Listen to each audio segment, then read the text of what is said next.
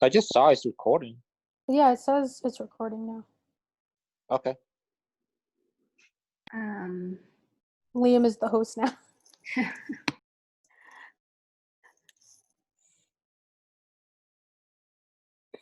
Okay.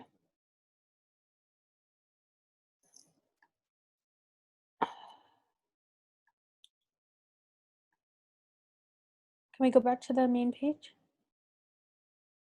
Whoever's controlling.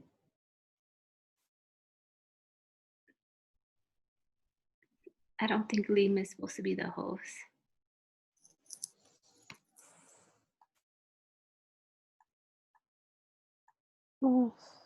Okay, let's just start with our intro and grounding. So my name, can everyone hear me?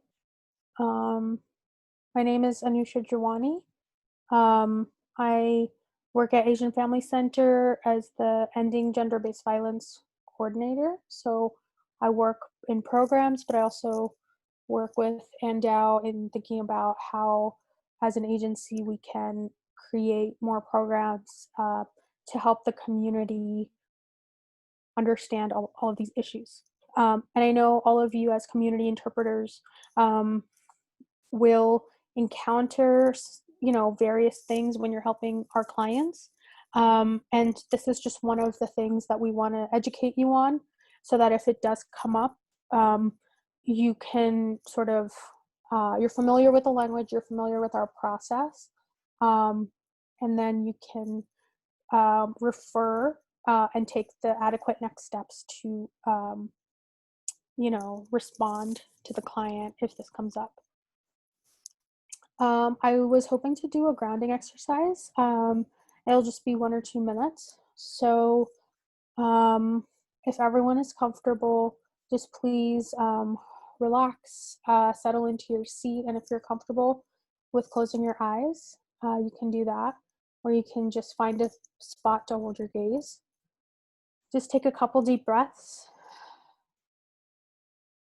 Deep enough to where you feel your belly expanding. Notice all the points of contact that you have between yourself and your seat. Notice the connection your feet have with the ground. And as you breathe, just notice the sense of relaxation, the sense of stability. And just be present in this moment.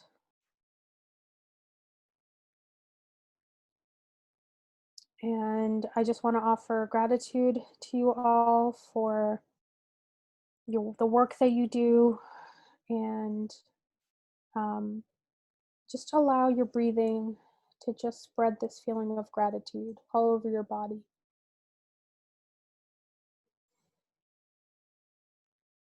And know that you can return to this feeling anytime. So when you're ready, you can open your eyes. So since this is a Zoom platform, I just wanted to go over some basic forms of engagement that will follow. If at any time you have a question, you can always unmute yourself and say the question. We will also have time for questions at the end, but if there's something that's on a certain slide or confusing or needs to be repeated slowly, please let me know. And you also can feel free to chat me if you feel better that way, to chat your questions. And those of you, we understand that, you're at home or you're elsewhere, just make sure if you're not speaking, you mute yourself. So yeah, I think we can get started. The next slide.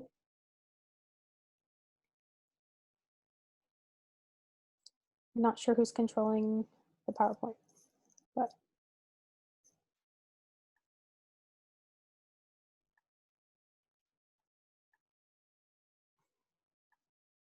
Mabuba, could you go to the next slide?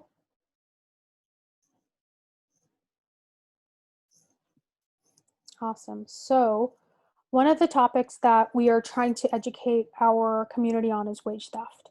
As you all know, with COVID and unemployment, back pay, this is something that our case managers work on with our clients.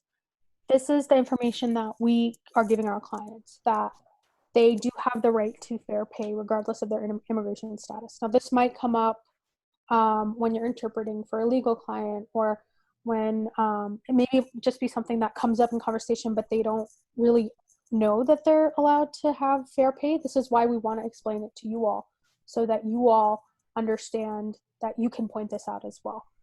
Excuse me? Yes, I cannot see the screen. you cannot see the screen. Yeah.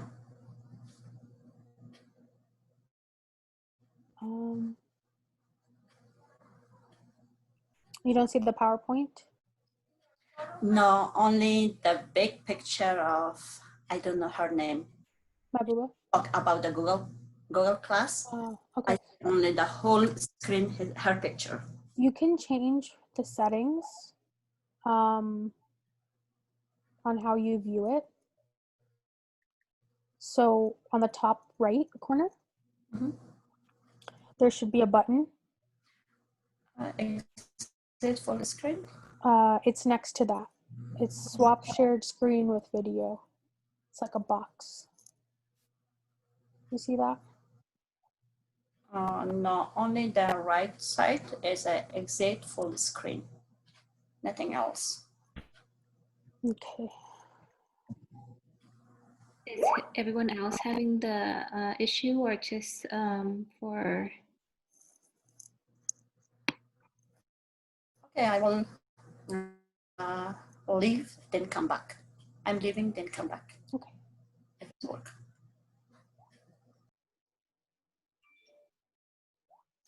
Thanks for bearing with us, everyone.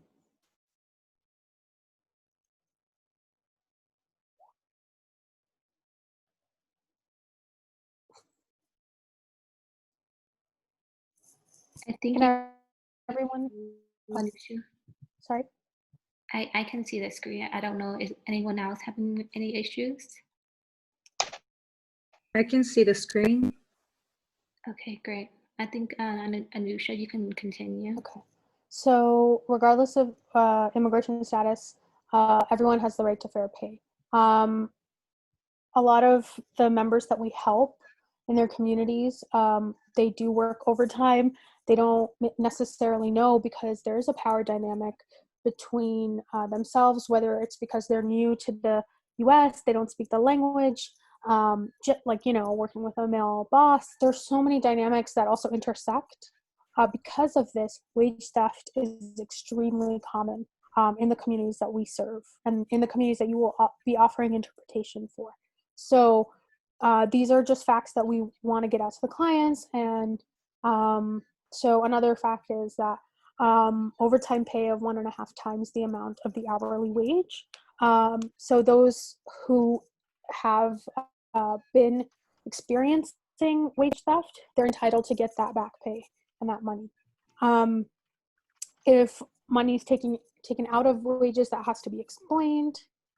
Even if you are not, if you don't have a stable legal status, you can still leave, and there are lawyers available that will help you change your visa status if needed, if you're unemployed at that time, and address the immigration concerns that come with that. A lot of our clients don't leave abusive situations because they need the money, or they need that work visa. They need to be employed under the work visa.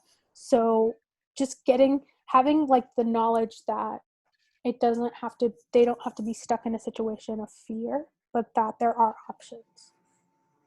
And another important fact is, if they do file a complaint against their employer and that employer retaliates, then they are violating the law. So the law exists regardless of immigration status. There is help for lost wages as well. We can go to the next slide. Does anyone need me to talk slower? If yes, you can just unmute and say yes.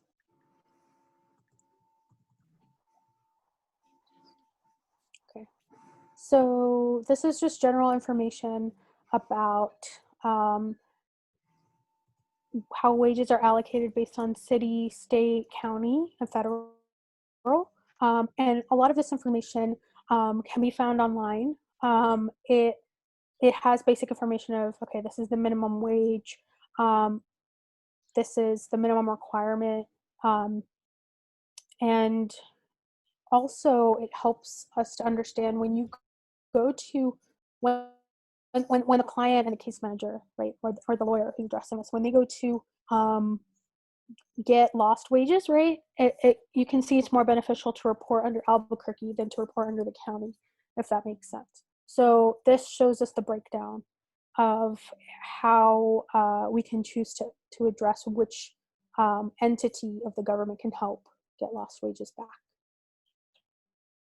Can we go to the next slide? Thank you. So sexual harassment is also a huge part of the workplace. Sexual harassment is sex discrimination, and it is illegal for it to occur on the job. So there is a law that says that sexual harassment is illegal and that people who experience it, regardless of immigration status, can seek help and protection. Now, again, we see this is very common with communities where folks are really desperate to keep their job, where it's their only source of income, and there is a power dynamic that exists, whether it's with gender, whether it's just structurally in place, whether there's a culture of the way women are treated or men are treated. And so it's really important also to identify what is going on, and then does it fall under harassment, because a lot of people will just tolerate this situation. So one form is coercion. Coercion is that your work is contingent upon cooperating to any sexual act.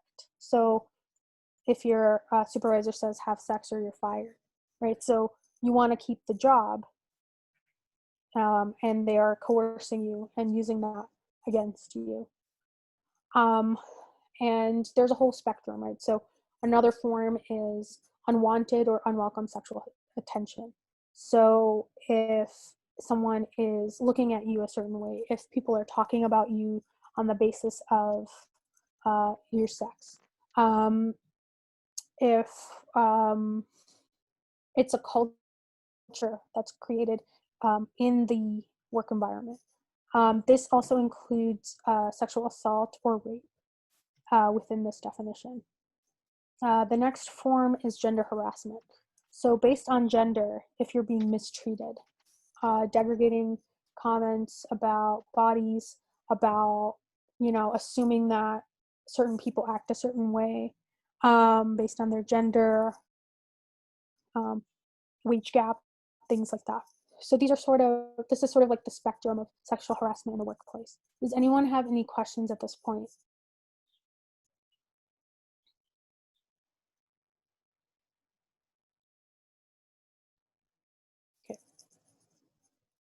Okay, we can go to the next slide.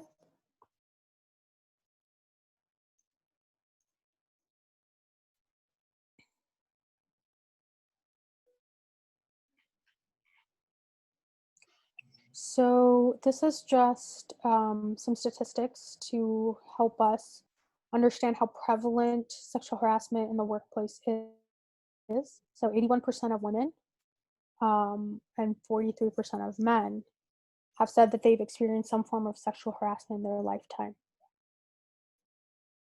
1 in 10 women and 1 in 20 men tried to change their jobs because of this. And that same amount, 1 in 10 and 1 in 20, filed an official complaint. So you can see that this is a gendered, nuanced issue. I'm sure you all, covered gender yesterday when you talked about DV and SA and those power dynamics. And we can see that this is more prevalent in women. It does happen with men. And we can also see that they're not getting sort of like the help that they need. They're not getting, they're having to sort of change their path because somebody else is doing something to them that is unlawful. So we can go to the next slide. When we talk about silence, we talk about why people don't report. Culturally, right, as an Asian Pacific Islander organization, we know that a lot of our clients, there's a variety of factors why they don't report. We are distrustful of police. We know that they may not believe us. There may be a language barrier, right? That, of course, that's where you all come in, and your very crucial role of bridging that gap. They may feel that their employer will retaliate. These are all things that are very common when it comes to this broad spectrum of coming forward.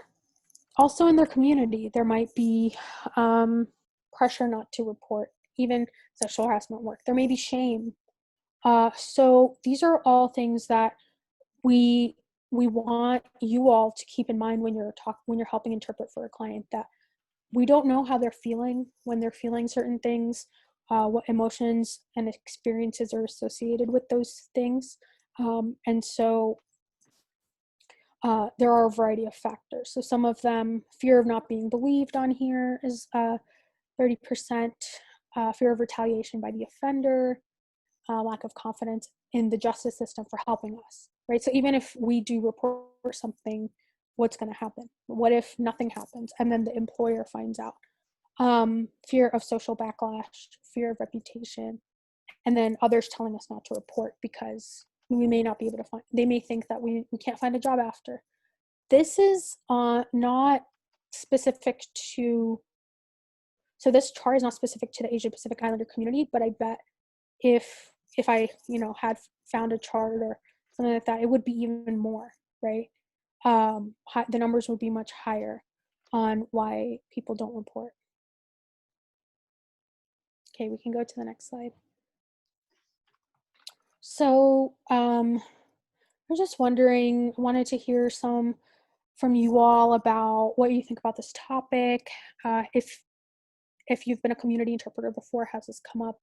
And how do you feel about, being sort of having this knowledge as an interpreter, of this being a possibility that you encounter in your interactions? And anybody can speak up.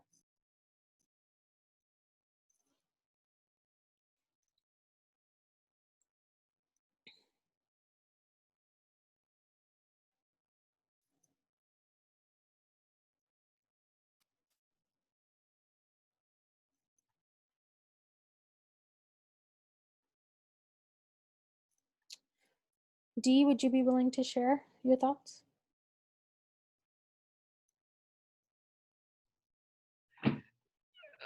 Yeah, actually, I heard one before. I think I also shared this story before too. My friend who was working at the cafe, and her supervisor um, gave her a hard time about this kind of thing, and she reported to the manager because her supervisor is a higher position than her. So the company decided to like keep the manager instead of protect the employee, which I was shocked because I felt such a serious issue for a company to do something on this, but they just ignore it. It's yeah, I was like super disappointed about the cafe store. Actually, it's in Albuquerque. In Albuquerque, wow. Yeah. Mm-hmm. Mm-hmm. Does anyone else have, thank you for sharing that. Does anyone else feel that way, that they've seen this happen in their communities?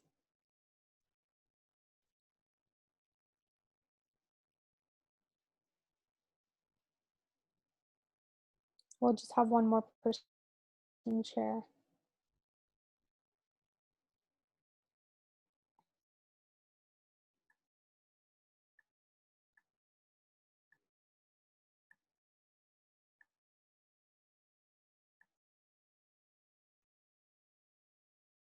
Any case manager would like to share?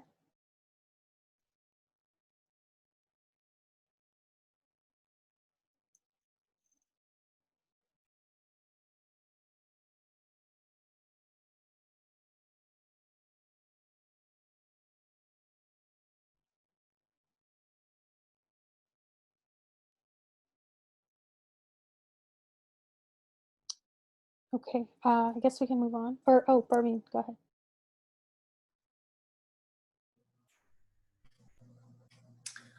So for my communities, I heard from the women's, and they work, most of them working in the hotels, restaurants, or in the grocery shop or whatever, and they wear hijab.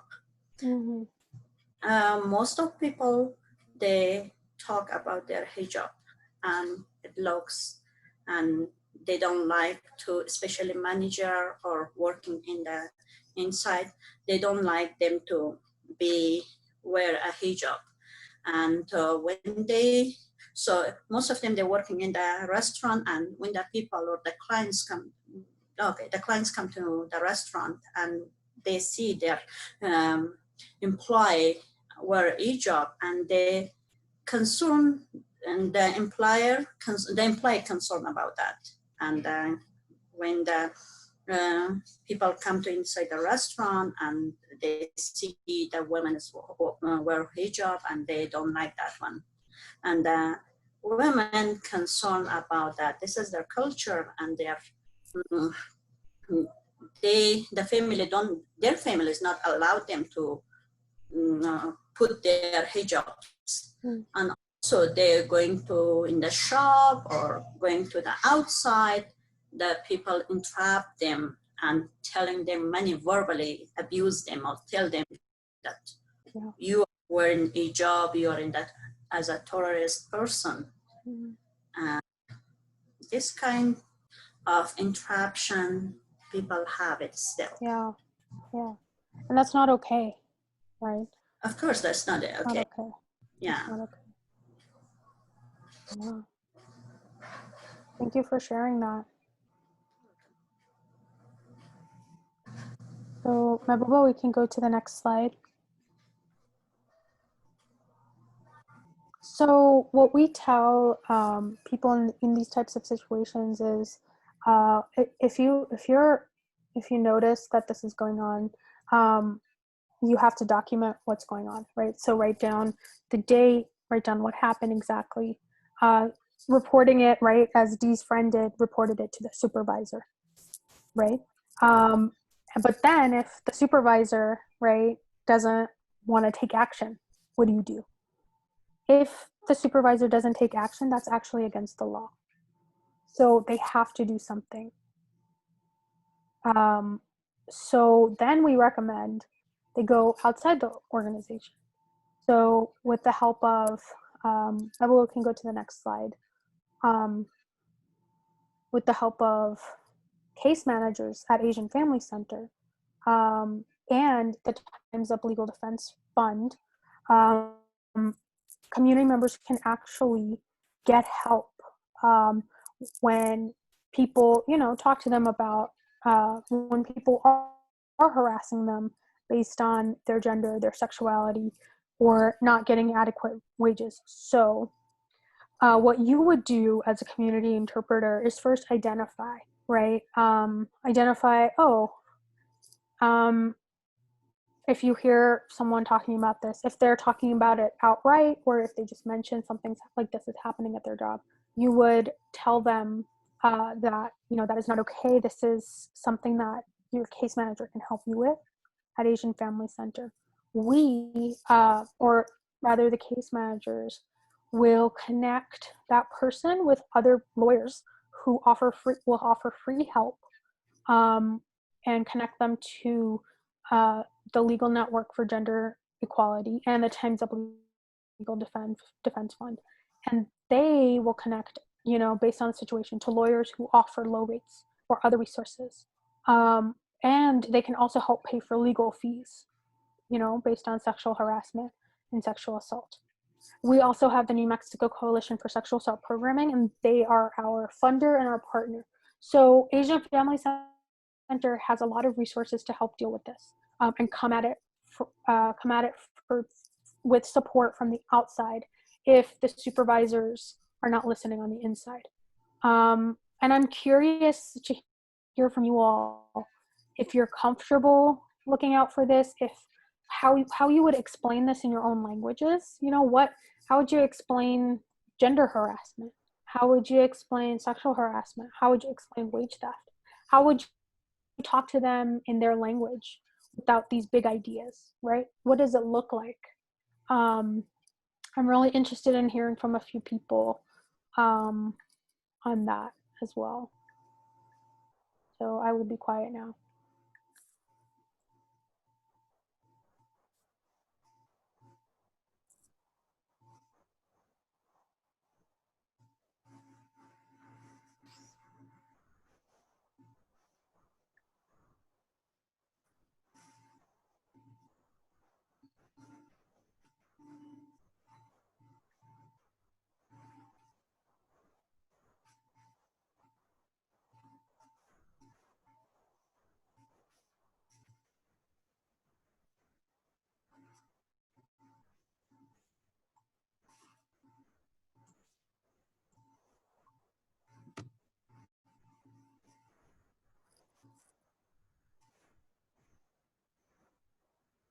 Would you all be more comfortable discussing this in small groups if we break you out in your language groups?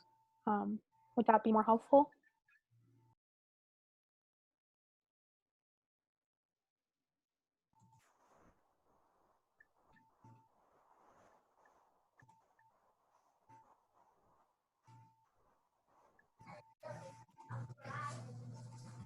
I think it's a good idea if we talk to in a small group and hear to other ideas or experience, and it will be good for anyone to have someone maybe has a experience and we learn that.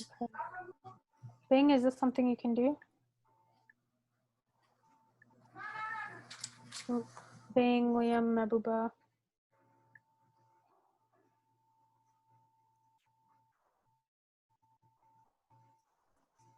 Sorry, bear with us.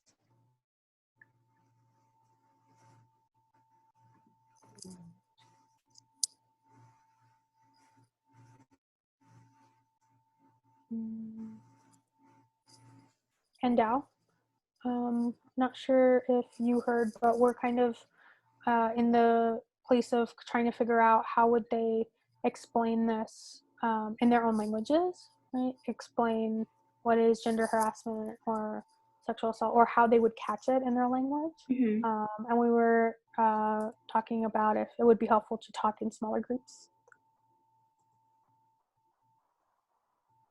If that's what people wanted to do, we can definitely do that. Or I guess we can definitely have a discussion here as a big group. I guess. We can break, I'm sorry. We can break out people to small groups if we want. Okay, let's do that. Okay. So we have 19 participants, so let's do 4 groups. Okay, thanks, Bing. Can you include Anusha on the chat what you want people to discuss about in the small groups? Sure. It's not letting me chat anybody except Bing for some reason.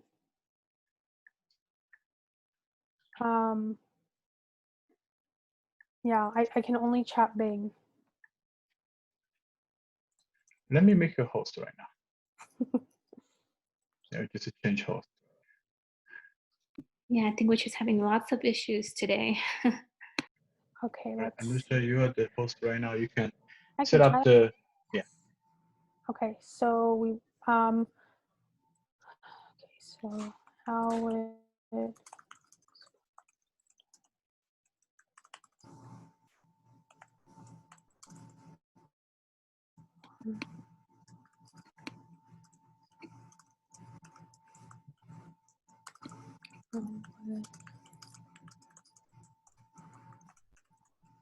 okay. Okay.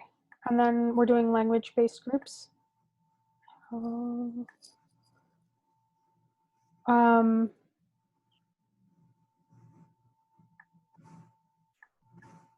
So should I just start assigning people to breakout rooms, or Bing, are you okay with doing that? We can do random, or if we're going to discuss everything in English, we can do random, or I think we were going to do, I think we were going to do their own communities so that they feel comfortable talking about how it shows up in their own. In this way, we have some left behind. And then Yeah, you can create like we have some people who an extra group. Yeah. Yeah. That's okay. Mhm. Is that okay with everyone? And is that okay? Can you do that? Yeah, if we're able to do that, go ahead and do that. And talk for like 5 to 6 minutes, and then we'll come back and discuss.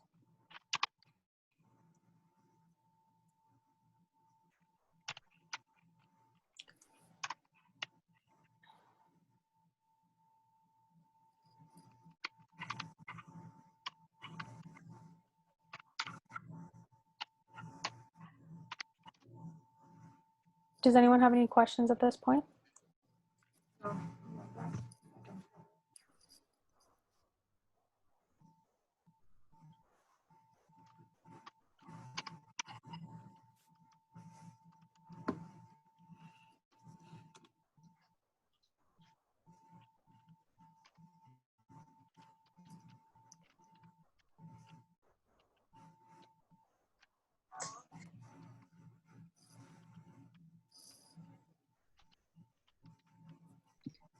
Are we needing a quick break to be able to break people up real quick? Do you want to take a break? Either Anusha or Bing, I don't know who's trying to do all of this. Bing is doing it. Yeah, Bing is doing it right now. Okay, just asking. Bing, you are doing it, right? No. Okay, What? in this way, you have to give the host back to me. Oh, I thought you were already doing it. Okay, let's take a break. Let's take a break. Sorry, guys. 10 minutes. Let's come back at 2 o'clock. Yeah. Thanks. If you can make me, yeah. Anusha, you're the host right now. Oh, okay. Yeah. I'll just make the groups then, and then you can tell me. Yeah, for everybody else, we'll come back at 2 o'clock, and then we'll figure out our technical difficulties here on our side.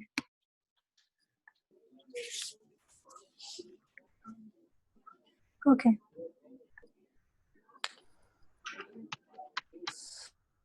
So, and Dao, I will need your help in assigning people. That's okay. I don't know who speaks what. I think I make most So, notes next to every name. some of them, yeah. What about BD? BT is Liam. Is Vietnamese? Yeah, Yes. Liam. Yeah, it's Vietnamese. Okay, and then the one, I'm just checking the one who don't have a name. Rasul? You want to, that she speaks Urdu probably. Is that, No, she speaks Arabic. I don't think there is any other so, Arabic speaking. so would that be your group? No, Arabic has to. So for the Arabic group, it has to go to Korean, and we have one Chamorro going to with Aryan. We can also do like an extra group of. Yeah, Unju, Aryan, and also yeah, Mandarin. and Yuko probably because Okay. Japanese only has. Okay. Name. Yeah.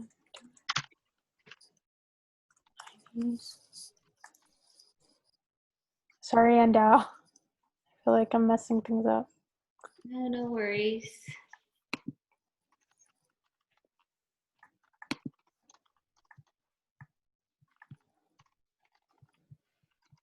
So Mabuba, for your group. Shafika, are you there, Mabuba? Alalai? Yes. Yeah. So put Okay, Shafika. Shafika, Rasul. No, Rezagul, Parween. Mm-hmm. Is Rukia here today? Mm-hmm. Okay, and Rukia. No. She's not here today. What Yeah. about Shafika and Rasul? What about Rusul doesn't Rasul? speak. She doesn't speak Farsi. She speaks Okay. Arabic. We'll have an English group. Okay. So Okay, did you good. do you have Um, Malala, Shafika, and Rasul. Rizabul?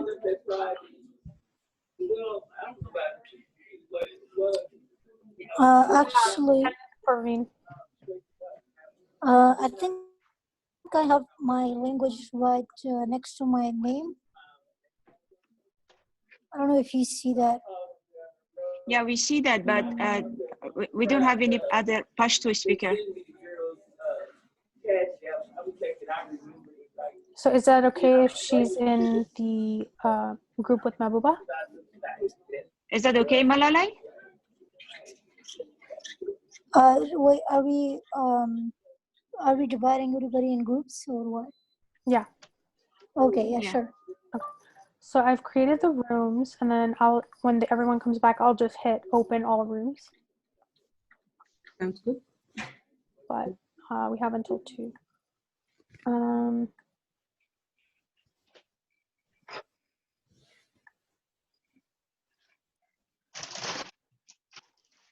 So Nusha, where's Yuko going?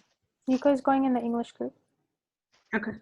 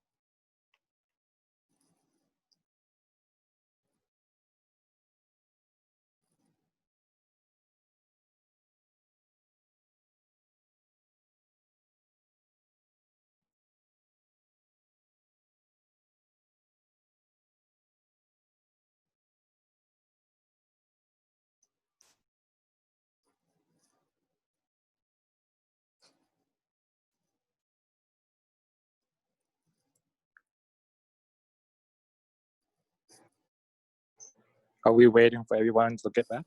Mm-hmm. And I think they have a break until about 2. Okay. You're taking over my time, Anisha. Don't worry. We have until 2:15, right, for this? So I think it will be good. We'll end by 2:15. Okay.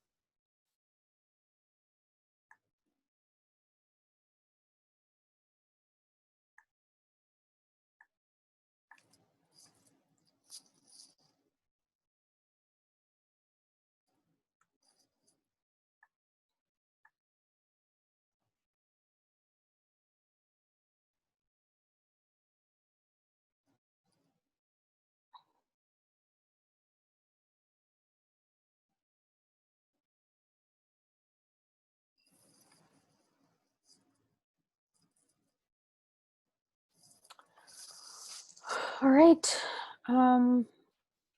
Is everyone back?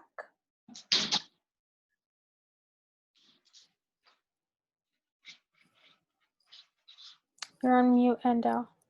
I guess what you can do is just break people up, and then if they do come back to the computer, they can just click join. All right. People can start having conversation with each other. Okay, sounds good. I'm opening the rooms now. Great.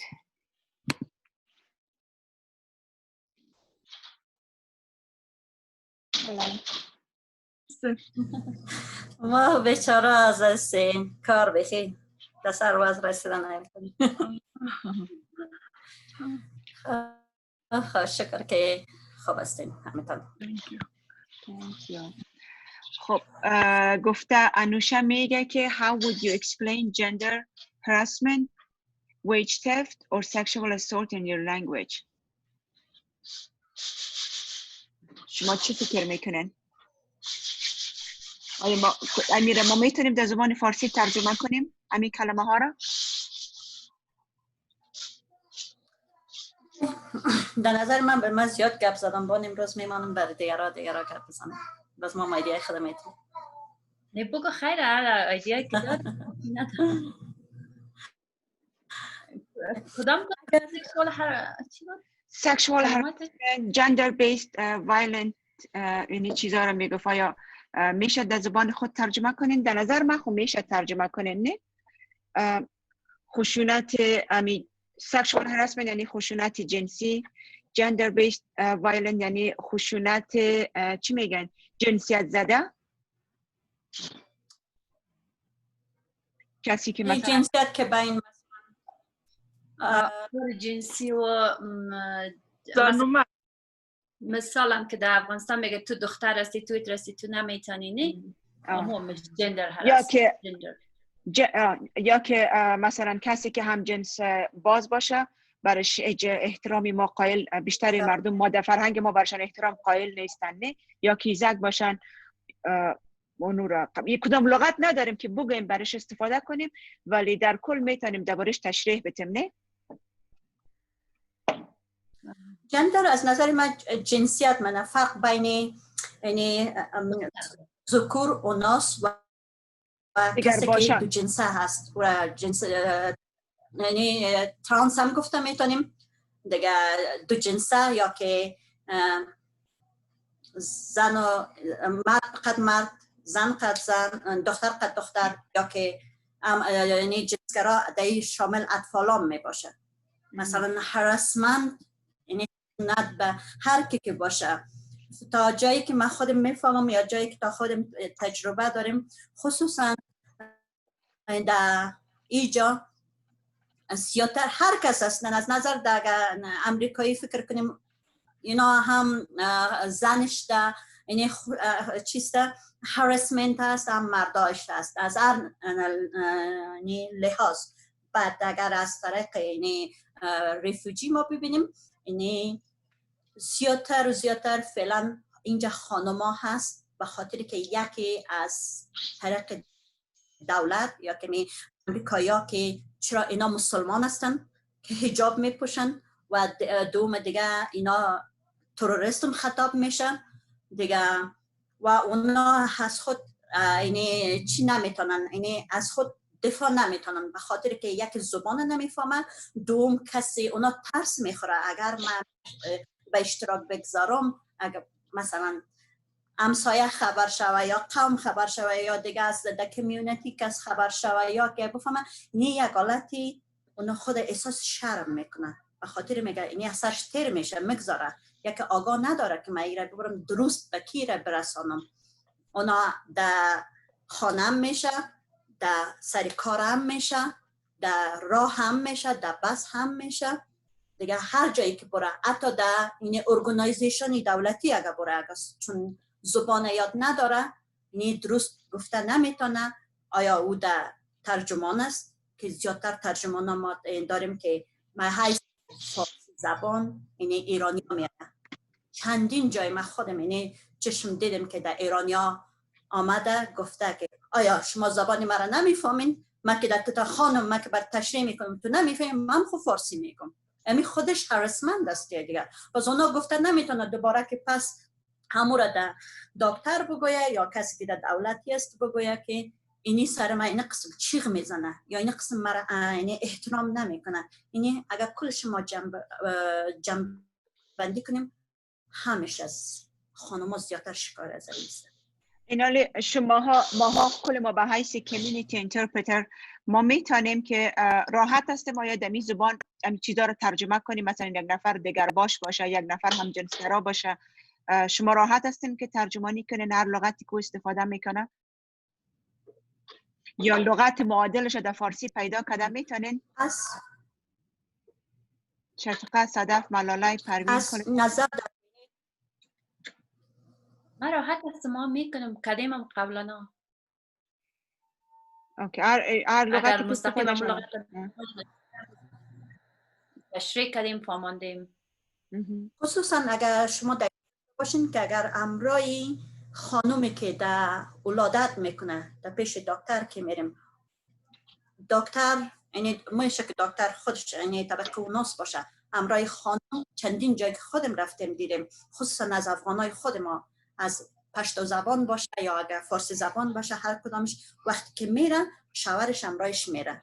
وقتی که بس پیش شوهرش ما میتونیم راحت بگوییم که آیا مثلا شوهرش بگوییم که اینی گپی از طبقه اوناس است، ما باید مشکلی که خانم داره اگر خودت راحت هستی میتونی، اگر راحت نیستی ما از هر طریق مثلا ما میتونیم اگر ما ورژن گفته نتونیم میتونیم که از طریق دیگه بگوییم، یعنی از رای دامن بگوییم یا یک چیز دیگه بگوییم که اگر بازم خانم نفهمه، چون اکثر فامیلای ما اینجا یعنی متاسفانه بگوییم که یعنی درست تحصیل نکرده تا گرامریش یا لغاتی درست نمیفهمه، پس ما هر چقدر آسان و آمیانه که هست ما استفاده کنیم تا کنا بفهمیم. اگر شوهرش راحت است میتونه باشه، شوهرش باشه یا کسی دیگه باشه راحت است میتونه بشینه، فقط دما فرق نمیکنه. ما کسی هستیم از اینایست ترجمان که اما یعنی exact word یا درست در بین پرووایدر که دکتر است و کسی که پیشن است باید برسونه. دیگه باید است که فراموش نکنیم فقط امو سخنایی که گفته میشه امو چی داره ترجمه کنیم، اینی وقت داشته باشه که کلاینت امو پیشنت بتونه ایده خود شیر کنه، نه گپای خود بگویه. ملاله جان شما چیزی به گفتنی ندارین؟ شما خودتان تا بالی وقت تجربه ترجمانی داشتین یا نه؟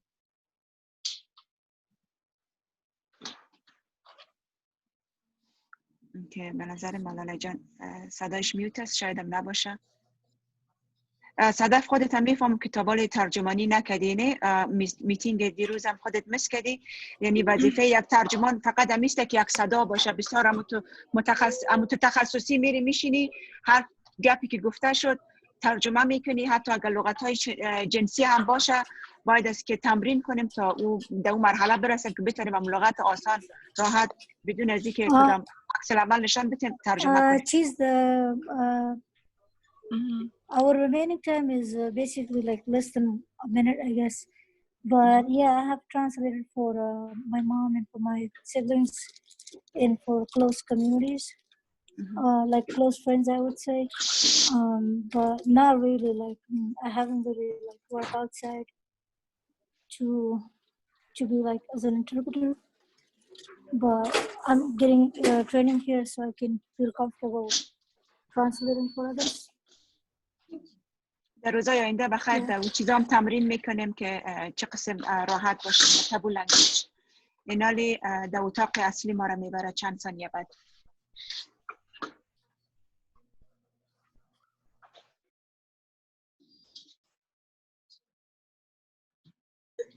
Hey Carol, This is weird. Like we got to pull back, we got to sit in, we got to pull back. I'm a bit dizzy. It's pretty fun though. It's the first time I do this. I think I should be the host for all your future meetings.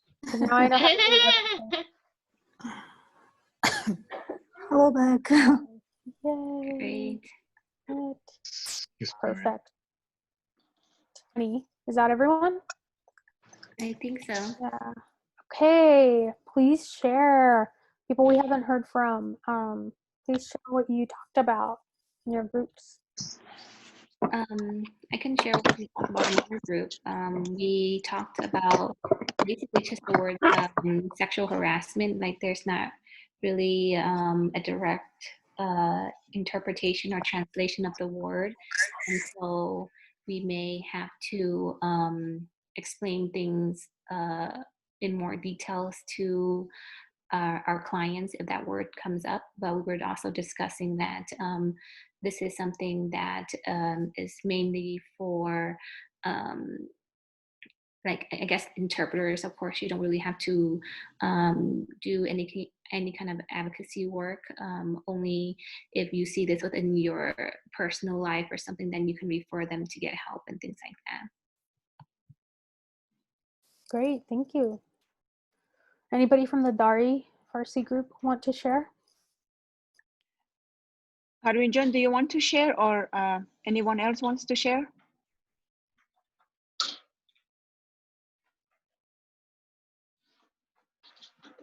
Okay, I guess Okay, so if you want, you can do. If no one's want to, then I will do. Okay.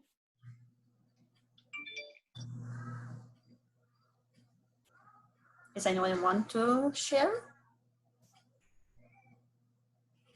Arlene, I think you can go ahead. Okay.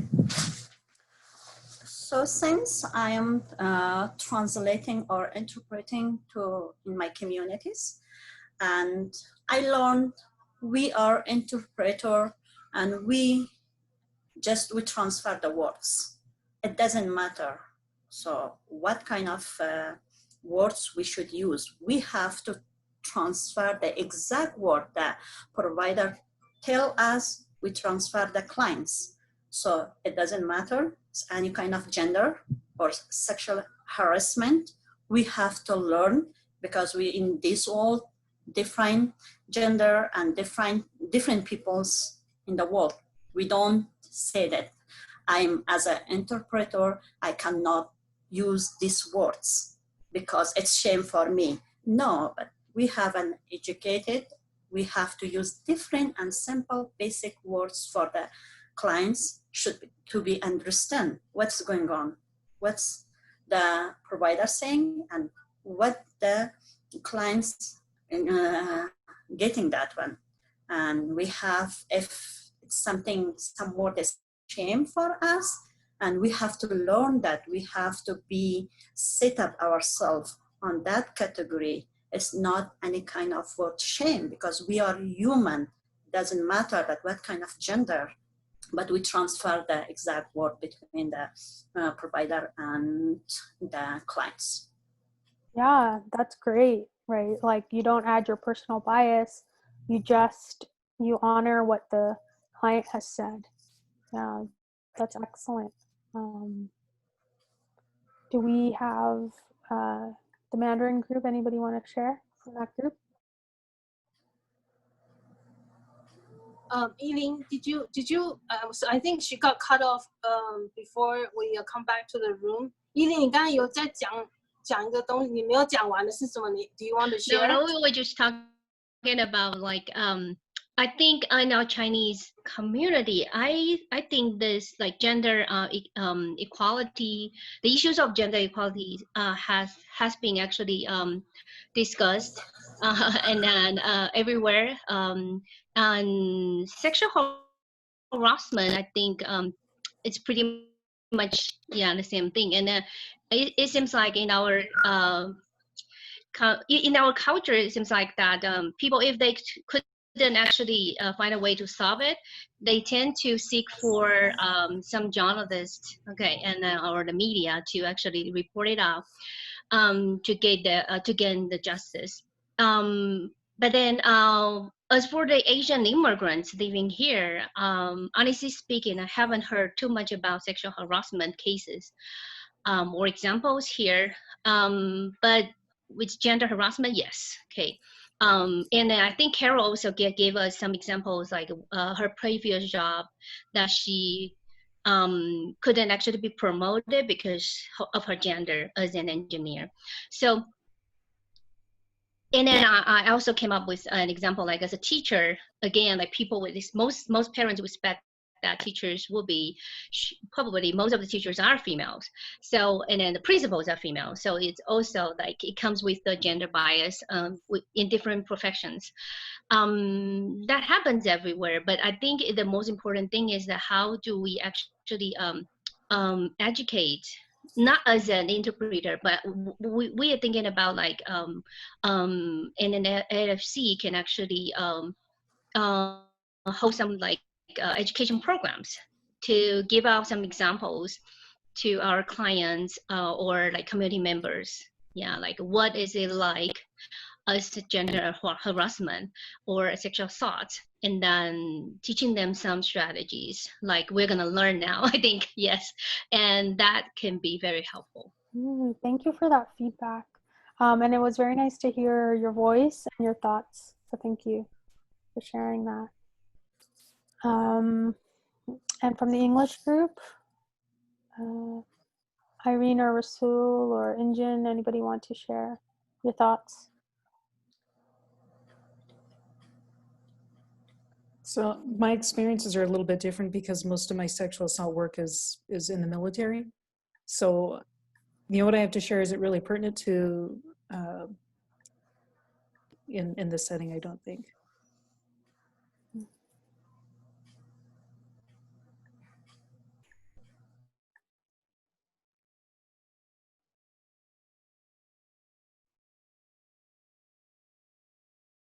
Yuko, do you want to share anything?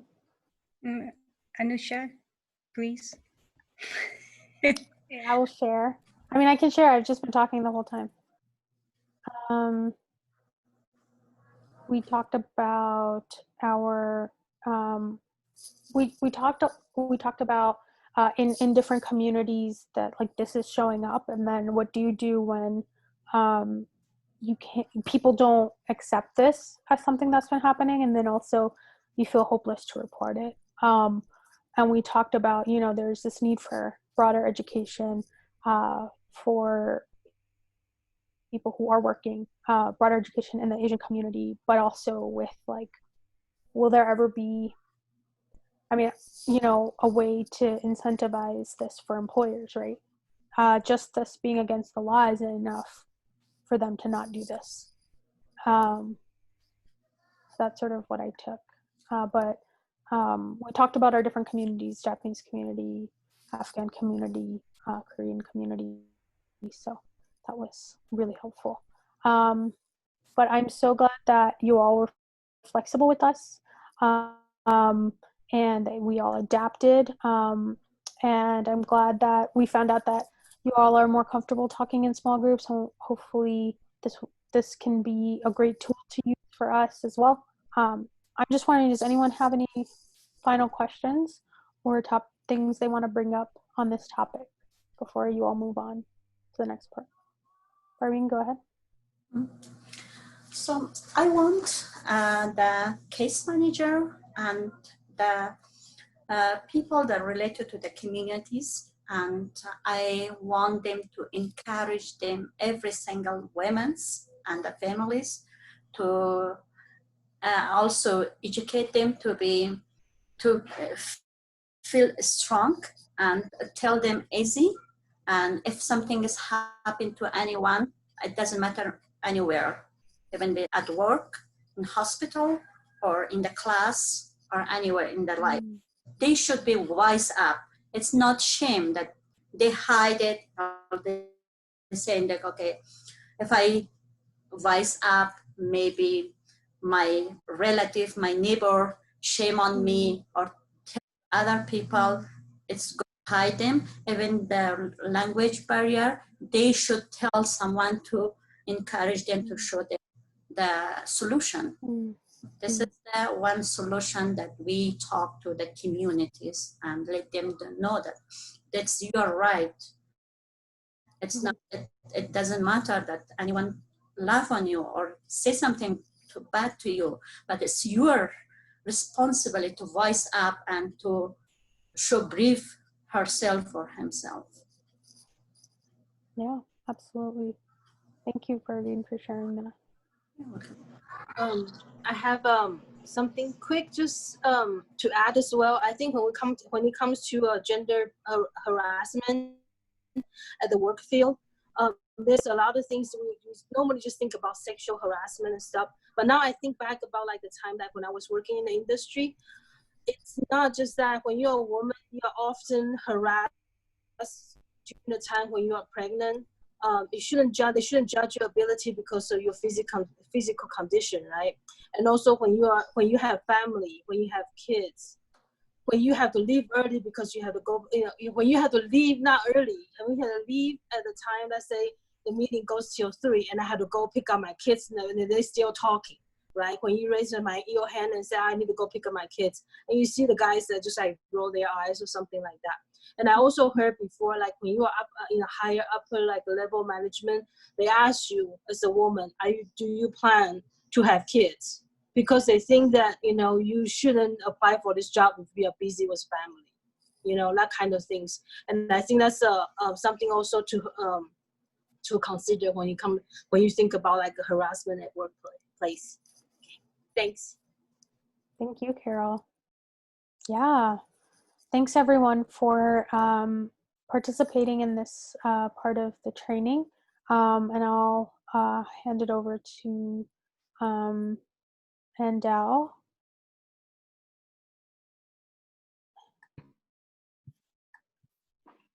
All right. I guess we can go to the next PowerPoint. I think the next person presenting is Liam, I believe. Yeah, it's Liam. Let me just share his presentation.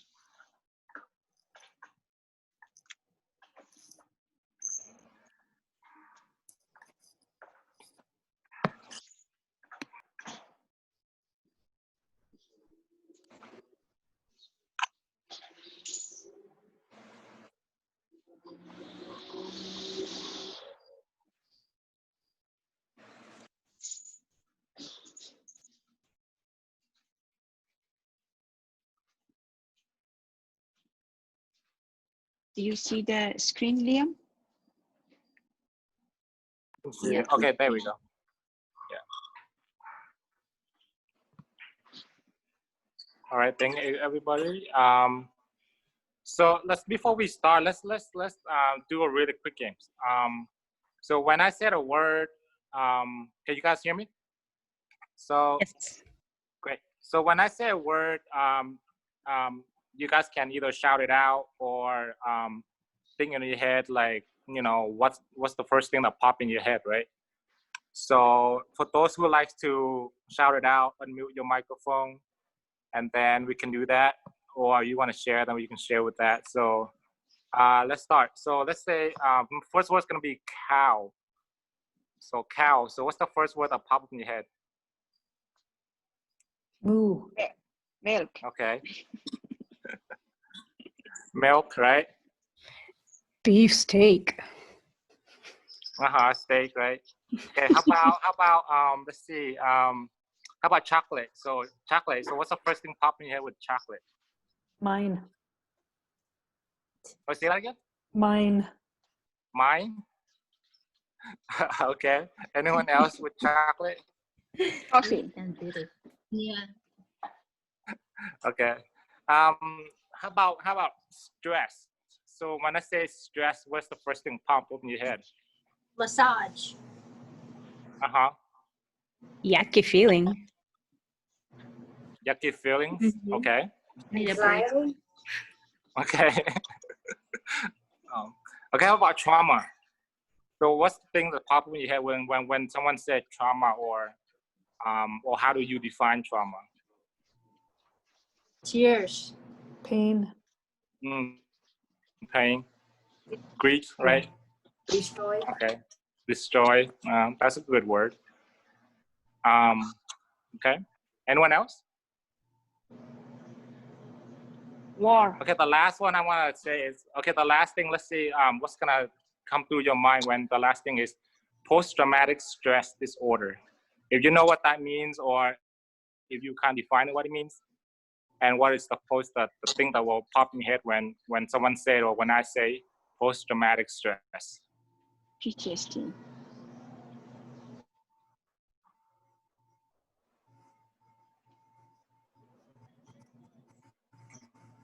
Anyone want to take a shot at it? Medication. Possibly, Counseling. yeah. Okay, Help. counseling, Depression, help, anxiety. therapy. So that's the topic that we want to talk about today, right? Mabuba, can you move on to the next slide?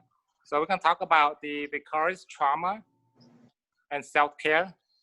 So we're gonna talk first is the vicarious trauma, is what it is. Next slide, please, Mabuba.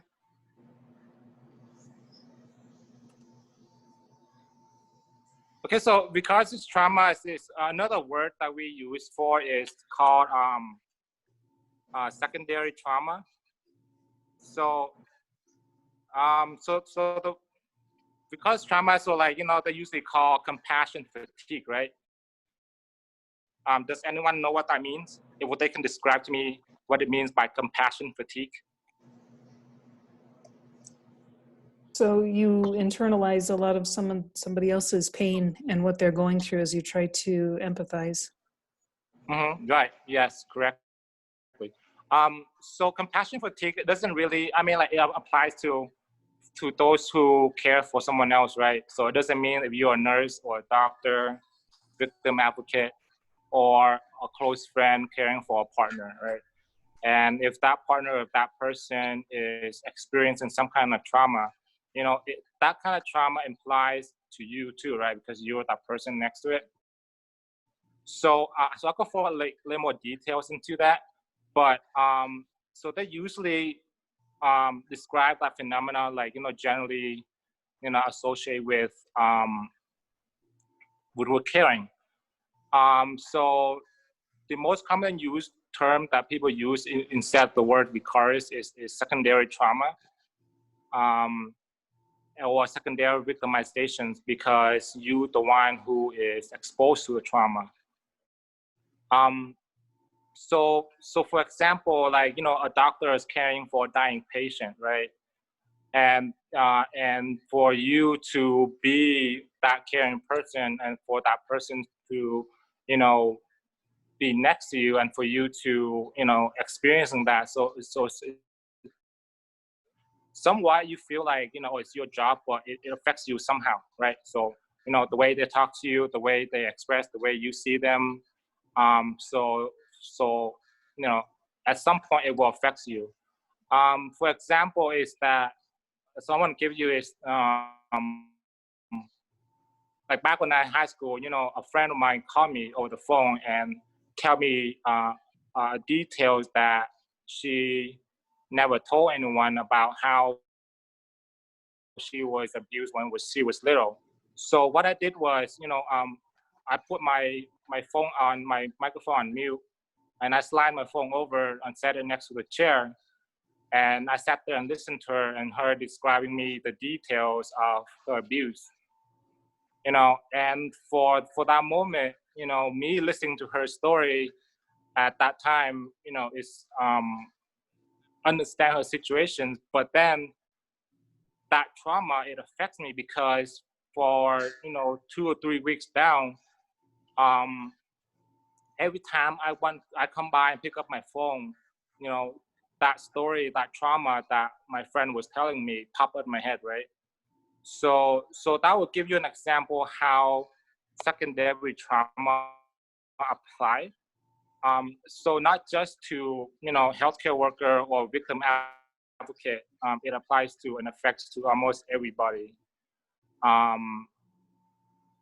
So as an interpreter, if you go out in the community and interpreting for someone who is a victim, who went through traumatizations, and they disclosing those informations to you, it will affect you. It will stay in your head.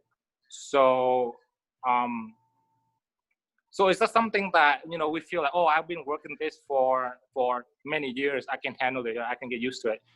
Your body might, your thought might feel that way, but your body is not. Your mentality is not. So that's the whole reason why we want to bring up this topic, so that way, if you guys were interpreter or working with us, like our agency, we work with a lot with, DVSA client, and we would just want you to prepare to understand what secondary traumas are and what symptom you're experiencing that you are going through, recurrence and secondary trauma, and how you take care of yourself for that. So can you go to the next slide, Mabuba?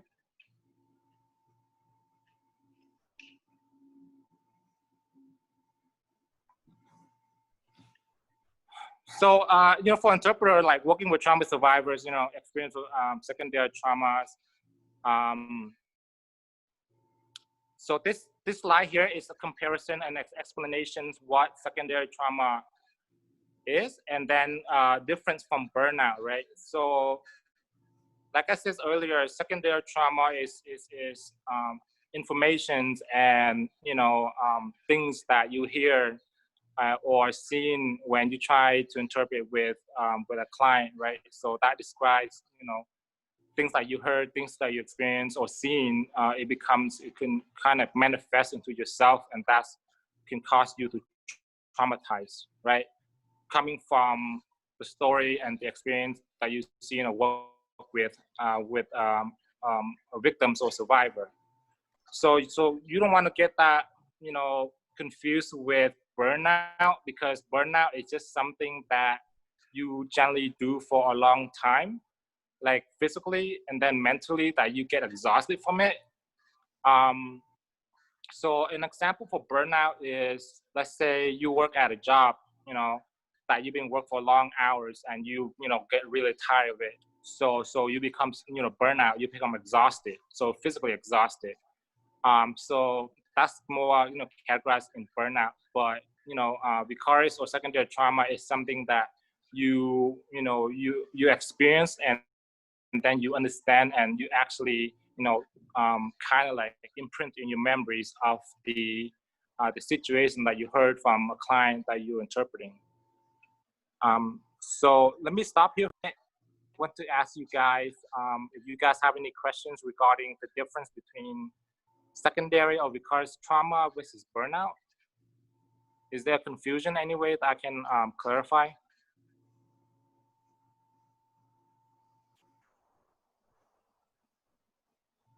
No? Okay. If not, then we can move on to the next slide, Muguba.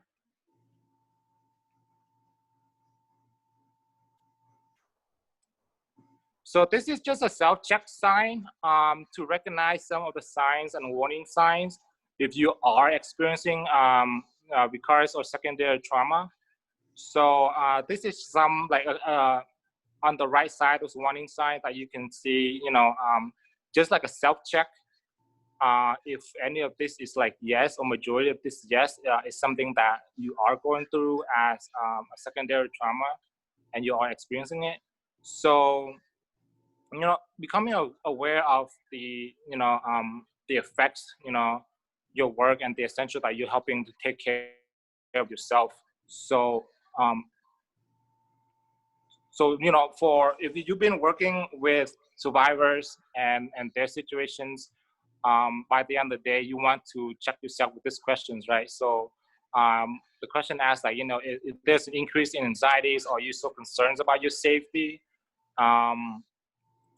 And then about, like, if you have like difficulties, maintaining work, or somehow, your daily life has changed.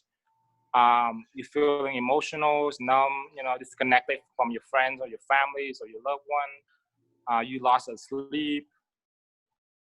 And then, so any of those symptoms that you feel like you are experiencing, then you are going through a secondary trauma effect.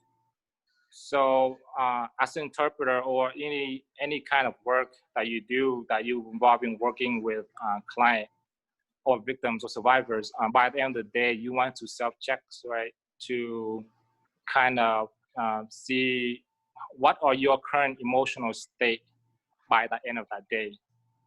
If you feel like, okay, well, I'm exhausted, that image of that that image is still in my head of what the client or is describing to me or ask me to interpret. It's still in my head. I can't get it out. I'm getting scared, nervous, or feeling any sign of that warning sign. Then you want to check yourself and find a way to help de-stress or help take care of yourself. So let's see. Any questions so far? Okay. Okay, great. So yeah, I mean, this is just a brief kind of a run through what secondary traumas are. So like I said, it doesn't apply. It doesn't mean that just because you work in a healthcare field or like, a police officer or paramedic who is at the scene for some kind of trauma, but it also apply for you being at home, teachers, or it's just anyone who listens or who being put in a situation where informations or traumas informations are being disclosed to you. So can you go to the next slide, Mabuba?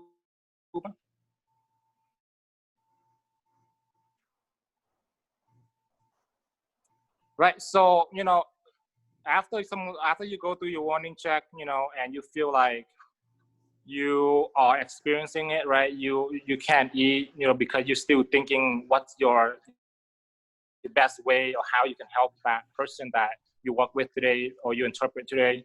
How can you help that person, just because of the trauma or the life experience that they're going through? When that happens, you want to make time for yourself, right? You want to make time for yourself to take care of self, for self-check. For example, there's this lady. She boarding up on a plane to go on her vacations, and she's very focused on the flight attendant explaining to her like, okay, in case of emergency, these are your exit. This is what you need to do. But then when the flight attendant come and ask her like, okay, well, what do you do when this happened? She don't know. And then she also asked her, the flight attendant really know what she's asking because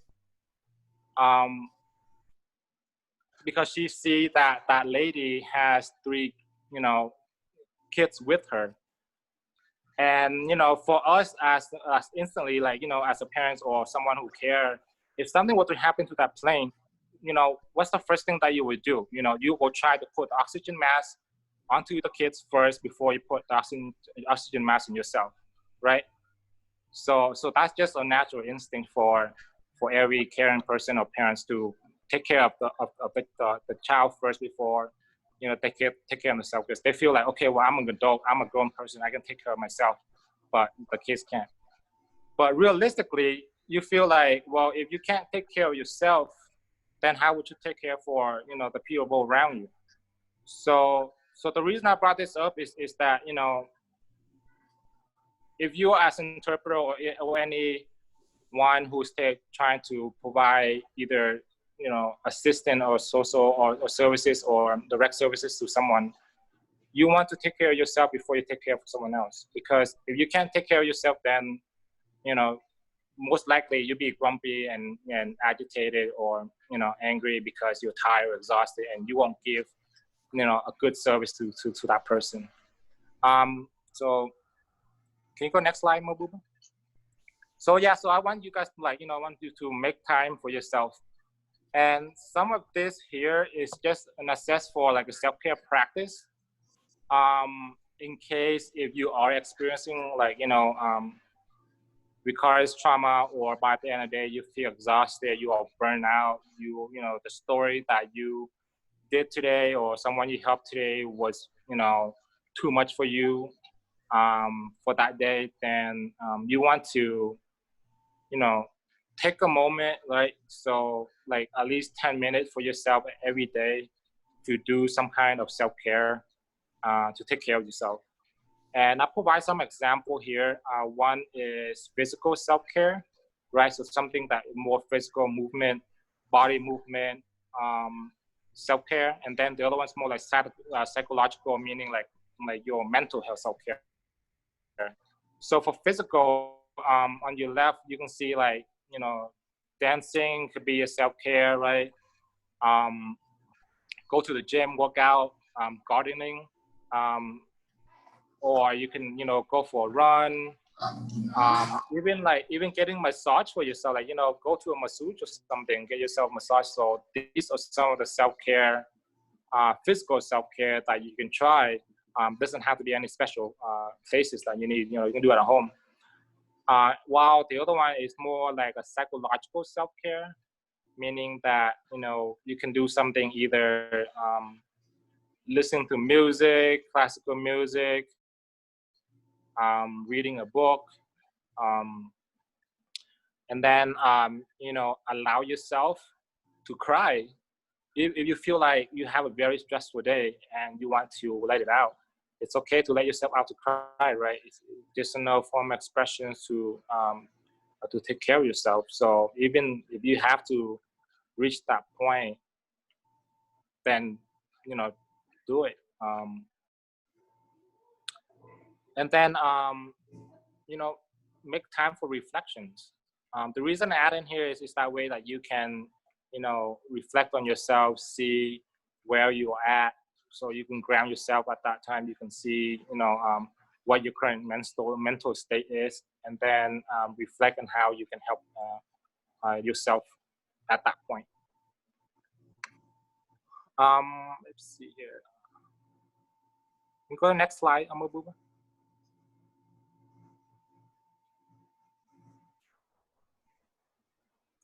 So okay, so I mean, let me ask you guys, like, how, I just want to hear you guys, like, you know, just to share some thoughts on, like, have you ever been on a day that you are, you know, stressed out because of, you know, the work that you do that day, and how do you manage to take care of yourself, you know, uplift that stress? So if you can share, like, you know, is there a certain activities that you do, a technique that you do that can help you de-stress by the end of the day, or de-stress when you have situations that comes to you?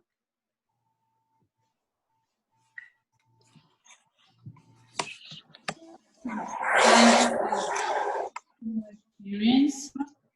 It's not directly from working with the New Mexico Asian Family Center. It's from my work. And the one most, you know, the helpful thing that I experienced, it was that, you know, I just meditation before and after work. So I try to, you know, differentiate it, work related and the personal, you know, the space, you know, that's totally, you know, different place. So that after I finish my work, this was my work, and then I'm going to my personal world. So that's not the same, you know, the world that I'm living in. So that helps me to differentiate two different, you know, world. So I don't bring all the stress to my home, or, you know, I can leave it there until next day. So that was very helpful for me to meditate like before and after work. I experienced those kind of, you know, secondary trauma. Yeah, right. So thank you for bringing up about, you know, like about taking work home, right? So a lot of people saying like, okay, well, when you go to work, you leave work, but when you go home, you don't take work home with you. But when it comes to working with someone or with a victim or someone who has been victimized through DVOSA, it's really hard for us to leave that work at work, right? Without thinking it when you come home. Because if you were told, someone told you you know, something that very dramatic that happened to them, you know, that image is kind of stuck in your head, right? Even when you're done with your work, you go home, you know, that thing carries on with you. So so that's why I'm saying is, you know, like, how do you prepare yourself when that happens? Right? How do you prepare yourself when that trauma sticks with you and follow you home? So because by the end of the day, if you don't find a way to take care and help yourself, or make time for yourself, then it will eventually build up, right? Day by day, if you don't take care of it, that will build up. And once it's built to a point where, your mentality cannot handle anymore, it will collapse. And then that's when you will break down. So the important thing that I want to address here is like, how do you even make time yourself by the end of the day to take care of yourself? So by means like do anything that you enjoy, that kind of like relax, that kind of like makes you feel great, even for just 10 or 15 minutes every day. So for me, I feel like I the work that I do and things, by the time I go home, things still stuck in my head, because all the informations are being fed to me that day is still fresh. So I have to find ways to to help myself in that situation, to clear my mind, so that way I don't think about too much, by either go to the park with my son, or go in the backyard and plant or something like that. At least give myself 15 to half an hour for myself, just for myself, to clear my thoughts and clear my mind on the information, on the details, on the the case that I work with throughout the day. So other than that, anyone else have any self-care technique that they do regularly that that helps themselves? Yes, Parwin. Sorry if I pronounced it wrong.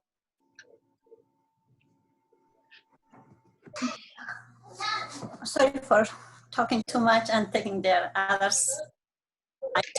But so you point a good topics, because it is necessary. Just I'm adding extra notes in these topics. So self-care is more important, especially for interpreter, and to be relaxed when we go to translate or to interpreter in any organization. If we are full of stress, if we are not feeling well, or especially sleeping is not completing, because English is a strange language, and if we are not feeling well, so we cannot interpret to other people, because we are the first line to change the language between two people or in our organization. So if something has happened that we translate or interpret in the wrong ways, so it could be happen, it could be some things happen to someone, or because wrong information or wrong translating.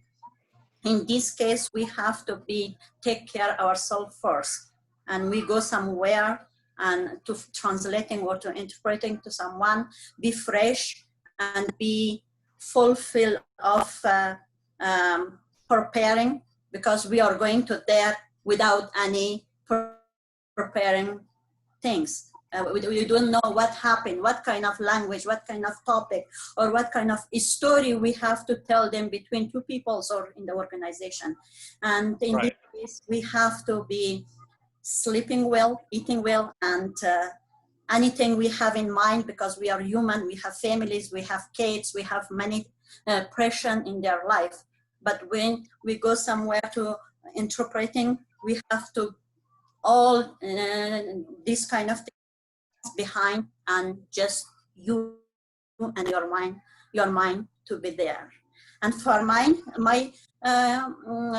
how to organize myself, because I'm working inside home and outside home. I have full-time job and part-time job, and I have mom of 3 kids. When I come to home, I'm communicate with my communities anytime, maybe up to 10 o'clock at the night, and sometimes I have no time for myself to be relaxing.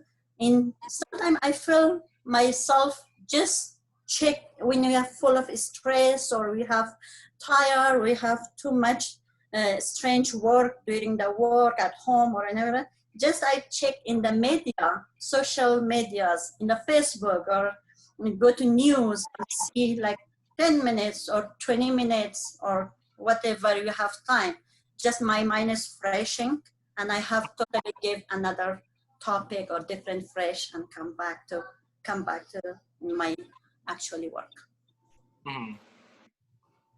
Thank you, Pauline. I mean, you made a good point because, you know, if you, let's say you work, have you ever been, or like, you know, jet lag, have you ever been, you know, unable to sleep the amount of hours that you can sleep, right?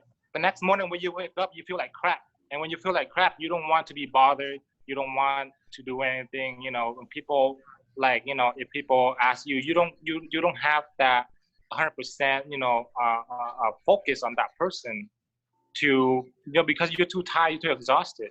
So like for example, if you're an interpreter and if you were to let yourself being burned out or being affected by, you know, the secondary trauma and aren't taking care of yourself, then, you know, the translation will be missed, right? You're not giving a full accuracy of the information being given to you to translate it to or to interpret to the other person. So, you know, it's not just the language, but it's also the mentality and then the energy that we're giving to people, right? Because, you know, if you're tired and if you're exhausted and if you don't have the energy to do it, and you have that negative energy, you won't have that bad mood, you know, then even you might not acknowledge it, but people can see it, that you feel like, okay, you know, you're not really fully focused. You are, you know, just want to get it over with and just want to go home and just want to, you know, go out of your day. So yes, you made a good point, is that we want to be prepared and we want to give 100% when we go out, to make sure that we are grounded ourselves, you know, we are in, you know, in a good shape, so that way we can provide the best service that we can do for that client. Because it might be just interpretation for us, but for that client, you know, it might affect their life, because it's something that you interpret, I mean, that, you know, they interpret incorrectly or not, you know, precisely, it might affect their life, because either, you know, that's based on, like, you know, if they were talking to a police officer trying to telling a report or something, you know, so it's a big difference. You know, if you were trying to talking about you know, in a good shape, trying to do your job, while other sides, like either you haven't slept all night and trying to get it over with so that you can go home and sleep, right? So so it's always good to ground yourself at night and check yourself to make sure that, you know, are you in that state, you know, are you in that warning sign where you have to take care of yourself before, you know, you can go out and try to help others. So we only have a few minutes here. Anyone else want to share on, you know, some of the scenarios or their life experience, that how they handle or de-stress themselves?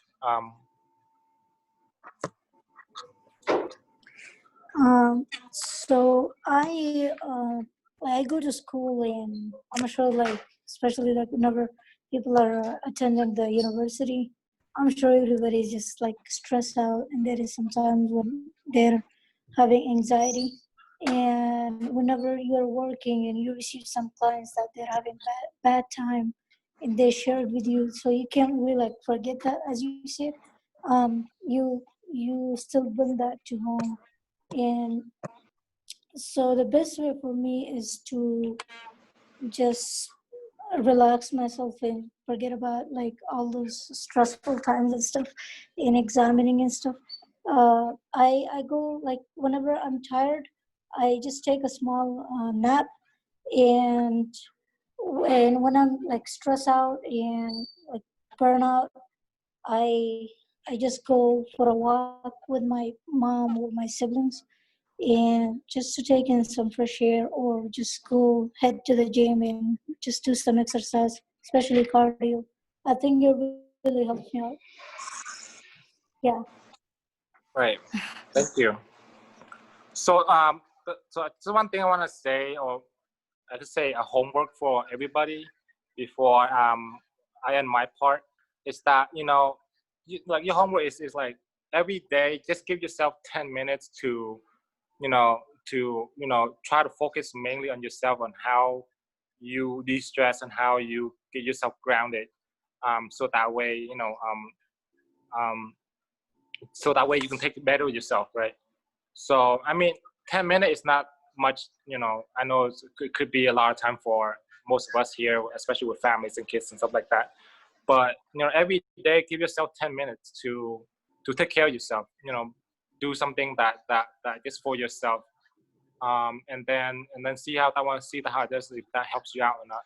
And then we can. I mean, if we have time, like next week or something, we can bring back and see, and then we can share if that 10 minutes every day at least somewhat helps you feel a little better mentally, and then we can go over that next week if we have time. But for my part, I'm running out of time, so I'm going to pass my to Anne, who's going to talk to you about ethics and practice. Great, thank you. And I think it's probably a good time to take another break. I know it's been a while, like a long training today. So why don't we take another 10 minutes break or so till 3:10, and then we can come back and then we just have one more presentation for you guys today. So yeah, let's take a 10-minute break and let's come back at 3:10. Thanks everyone, we'll see you back.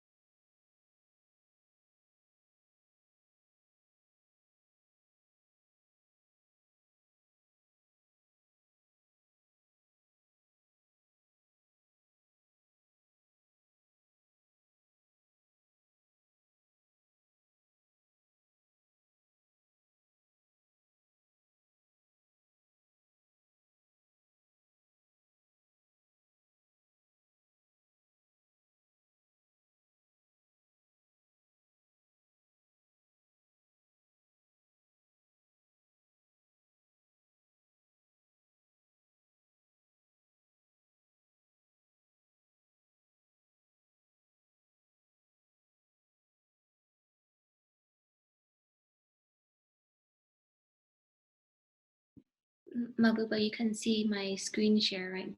The video.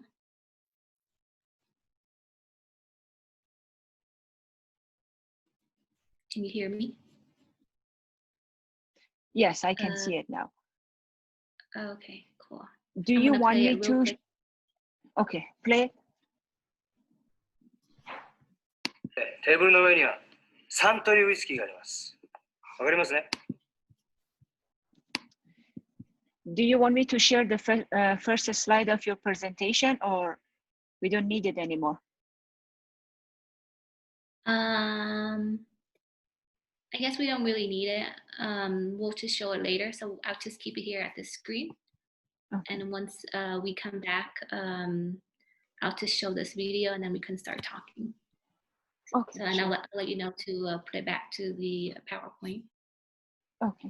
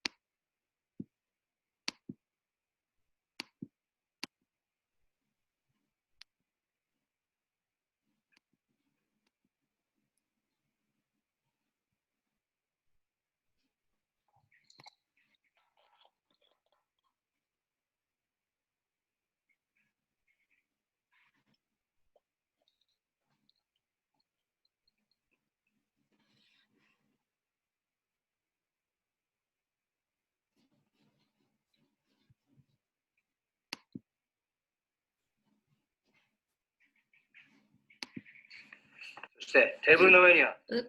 3というウイスキー。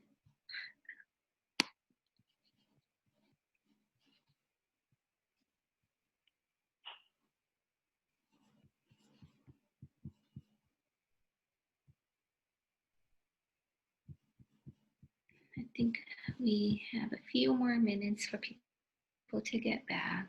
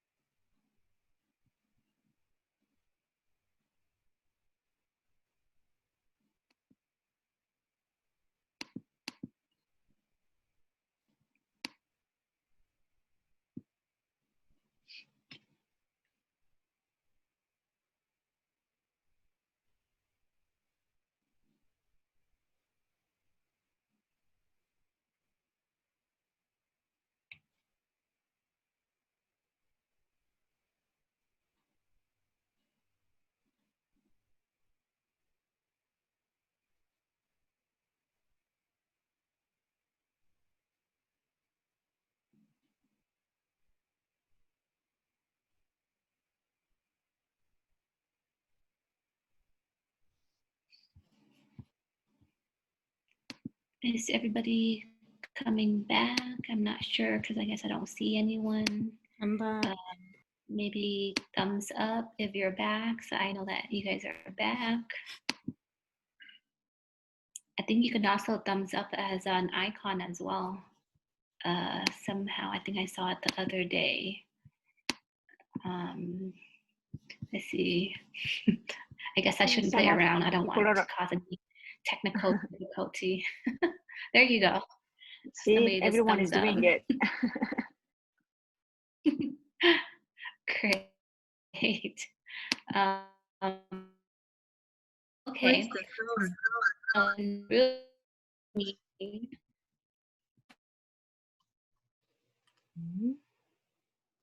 no. A really long training today. So this pulled up, but the next topic that we're talking about today is ethics and standards of practice for interpreters. And I just wanted to start off with this video, and we can do a little discussion afterwards. And so this video, some of you guys may, or most of us, won't understand what they're talking about, but I think you can definitely understand what's happening. So I'll go ahead and play the video. そしてテーブルの上には3というウイスキーがあります。わかりますね。感情を込めてゆっくりとカメラを見て優しく、そしてあなたの古い友達に会うように言ってください。カサブランカのボギーのように君の瞳に乾杯。3と入れてない。He wants you to turn, look in camera, okay? That's all he said? Yes, turn to camera. All right, did you want me to turn from the right or turn from the left? 彼の方はもう準備ができてます。それでスタートがかかった時にカメラの方に振り向く時に左から振り向けばいいのか右から振り向けばいいのか、その辺のところはいかがなさいましょうかということなんですけれども。どっちだっていいんだよ。もうやないんだからそんなもの。時間がないんだよ、ボブさん。だからもう早くあなたもうテンション上げてカメラ見てカメラ目線でゆっくりとね、パッションがカメラ目にはパッションだよ。わかった？ And with intensity. Okay? Is that everything? I mean, it seemed like he said quite a bit more than that. あなたのあなたの言ってることはウイスキーのことだけじゃないんだから。わかる？古い友達に会うように、優しく、ジェントリーにね、そして心から湧き上がってくる。テンション。これ忘れちゃダメだよ。Like an old friend and into the camera. Okay. わかった？あなた、ウイスキーを Sorry 愛し for てる。 interrupt. 見た I い。 cannot hear the video. Okay. Can other people hear? Good. Is the Yeah, we can hear it. Yes, I do. Okay. I guess I'm not sure how to fix some of the issue, but I can definitely put this link for people to watch afterwards as well. I'll continue playing.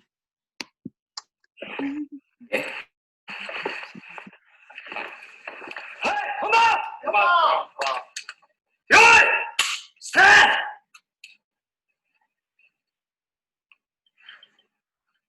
For relaxing times, make it Centauri time. カットカットカットカットカット！本当に分かってんなんかとぼけちゃって。これサントリーの響きだよ。高いんだからサントリーの中で一番。もっと高級な気持ちで、ね？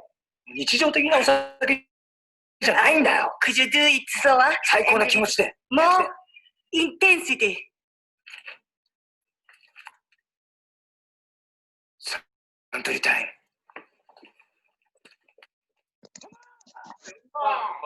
用意スタート！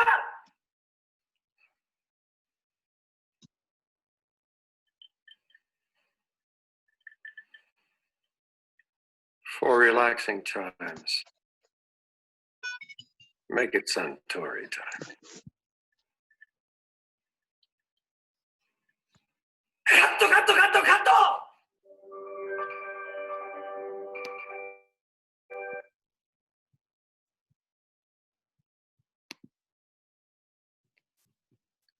So I'm not sure if most of you guys were able to hear and see that video.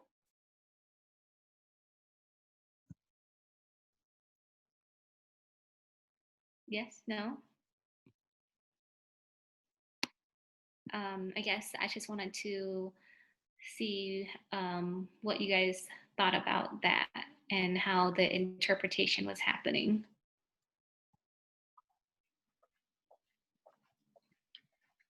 It was it's a very funny part of the movie, which is really funny. It shows how the translation affects a role and in theater and every part. So the interpreter was having a hard time to interpret everything. Right, right. And I guess like my other question is that I guess on the interpreter side, like do you think that she was interpreting everything that the person or the director was saying to her, to that guy? Definitely not. I understood the language, what they were speaking, and she was not interpreting at all what director said. Yeah. And I guess like if you were that guy who was the one that was holding the cup, like how would he feel in that situation? Like what do you think that was going through his head? What does he want? Is she really interpreting everything? Right. And he was so confused. Right. He can ask like if like is that like all what he's asking for? Like he gonna say that to the interpreter, but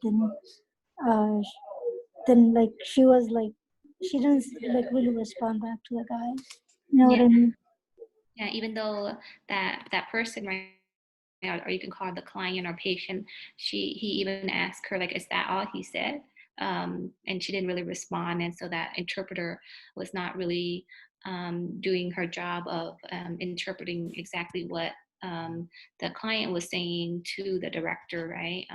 It seems like there was a lot of missing information in between, because when he said something, like the director was saying so many things, right? But then when the interpreter interpret it back, it was only a few words. So definitely we can feel, we can see, you know, how hard that is for the clients in those situations when they have no idea what is going on.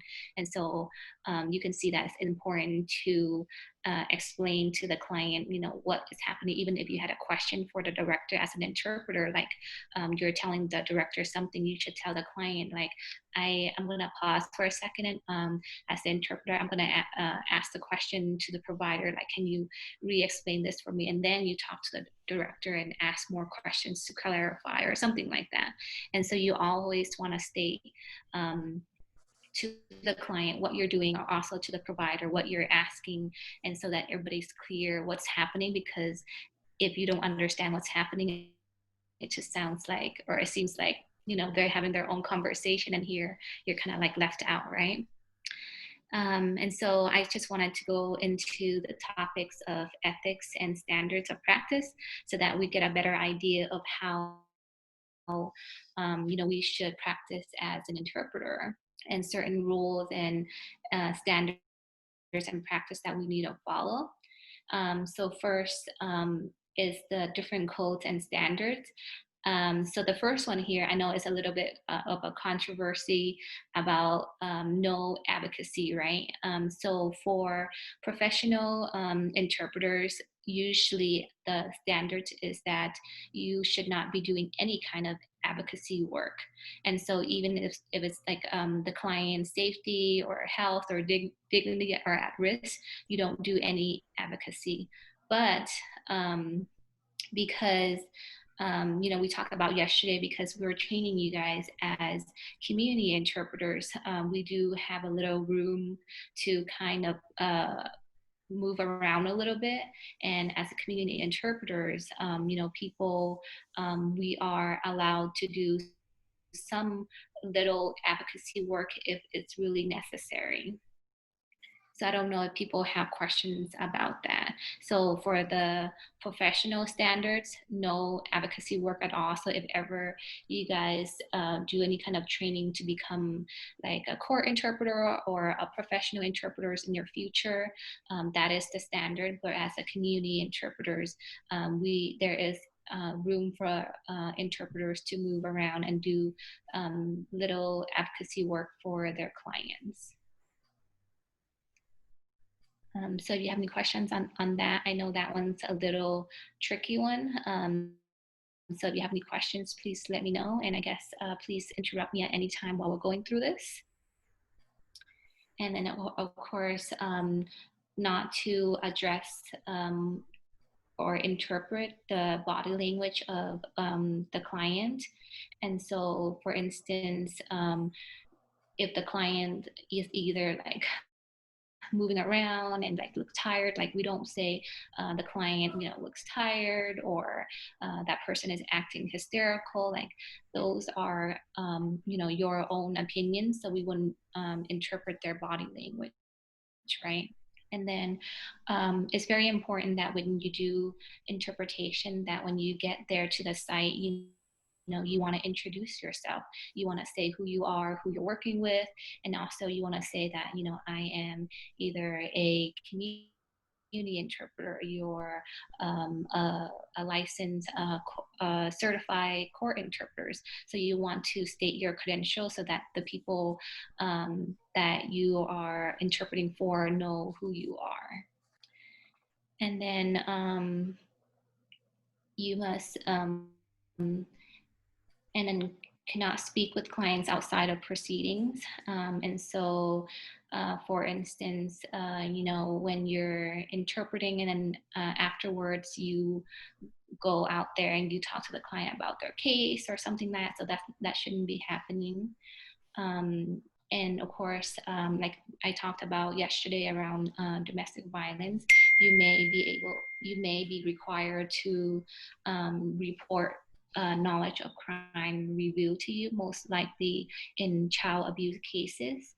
And so those are the times that you would have to break confidentiality and you have to report those incidents. And you cannot explain forms. I think this happens a lot because when I do interpretation, sometimes I do see that the provider would give me a piece of paper and say that, can you explain this to the client? In those instances, you should tell the provider, can you summarize or can you explain this? And then I will interpret it to the client. But because interpreters and translators are different, and it's very hard for an interpreter to translate a document that they have never seen before to a client. So you should always tell the provider, to explain whatever document that they're giving you to explain to the client. Or asking them to summarize it. And must report ethical violations. This one is really just referring to, if the provider is asking you to do certain things that you're not supposed to do as an interpreter, like asking you to do personal things for the client, or telling you things that you should do which you believe you shouldn't be doing. Of course, those things you should report to the person who is hiring you to do the translation. Like to us, if we're hiring you as an interpreter, you can definitely let us know if something like that is happening, so that we can address that with that provider. And then also to stay current on all the policies and statutes and rules on interpretation. Is always good for interpreters to continue educating themselves to learn about all the rules and policies of interpretation. So these are some of the codes and standards that interpreters tend to follow. And I think this is some of the good ones that we really like as well as an agency. Go ahead and go to the next one. And so I just want to explain a little bit about ethics. So the rules is the strictest rule of any profession, right? And so there's always like that right and wrong. And so the code of ethics is a set of rules that governs the conduct and behaviors of members of a profession. Usually they're binding, right? And a purpose of a code of ethics is to deter any wrongdoing and promote ethical conduct. Okay, we can go to the next slide. And then for the standard of practice, so I guess it's a little bit confusing about, ethics and standards. For the standards, it's really to help you perform, like, give quality performance. And I guess because sometimes ethics are really like black and white, and there's not really any room to move. But for the standards, I think that's just really what helps interpreters kind of maneuver around providing services, because working in real life is different than what rules or like ethics are sometimes set. And so following standards can be a lot easier for us to maneuver when working as an interpreter.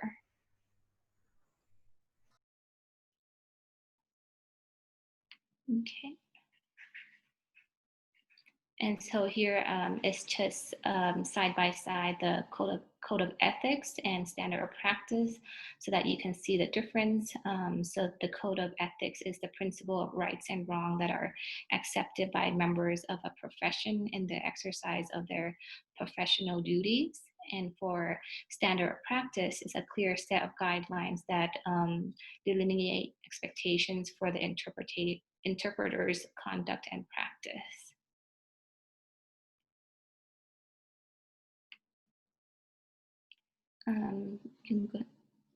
And on this slide here is just some resources for you to look at when you have on your own time.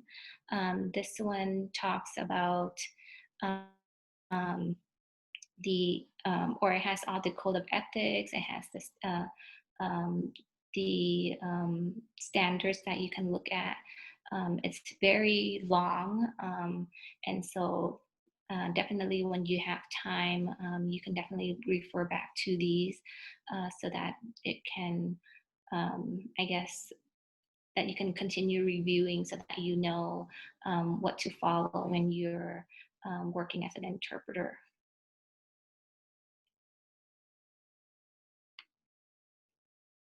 And so right now, for community interpreters, there's not a code of ethics for community interpreters, but these are,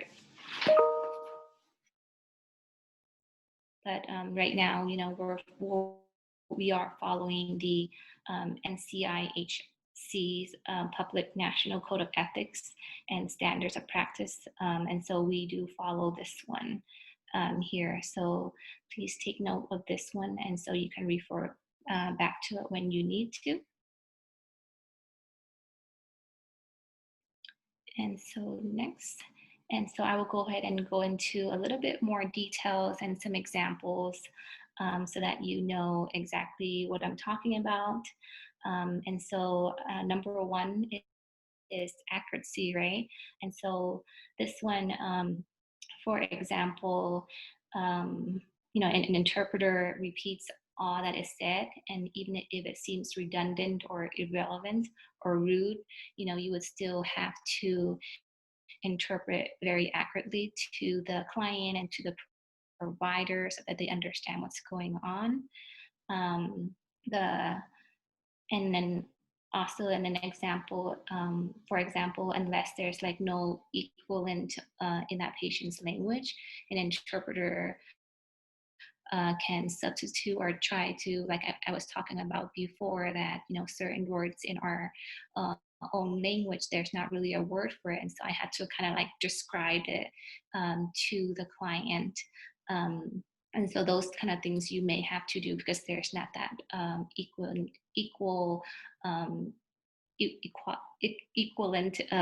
translation. So you may have to do that. And other examples could be an interpreter may explain the interpreting process to the provider by saying everything, like everything you say will be repeated to the patient. And an interpreter may ask a speaker to either like pause or slow down so that they can interpret everything that they can to the client. And other examples are in an interpreter who has omitted in an important word corrects the mistake as soon as possible. So like sometime when you do interpret, you know, it just happens so quickly that, you know, you may say something wrong, or after the provider said something and they either, because I guess sometimes when you used to speak one sentence, it may sound differently, but when they finish the whole paragraph, it may be different. And so you may want to tell the provider that you want to fix what you had to interpret to the client.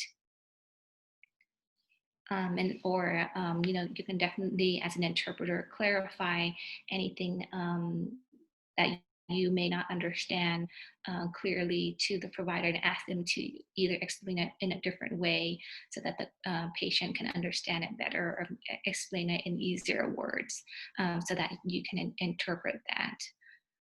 So I wonder if you guys have any questions on this one.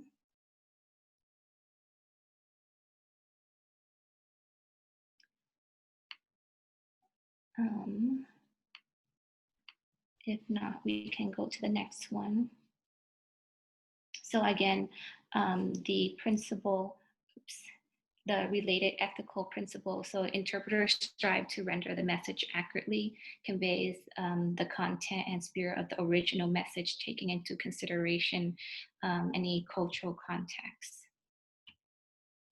So for number 2 is confidentiality. So the duty of confidentiality is the duty to keep certain information confidential and to prevent any third parties from gaining access to said information. So the interpreter maintaining confidentiality and does not disclose any information outside of the treating team except with the patient's consent or required by law.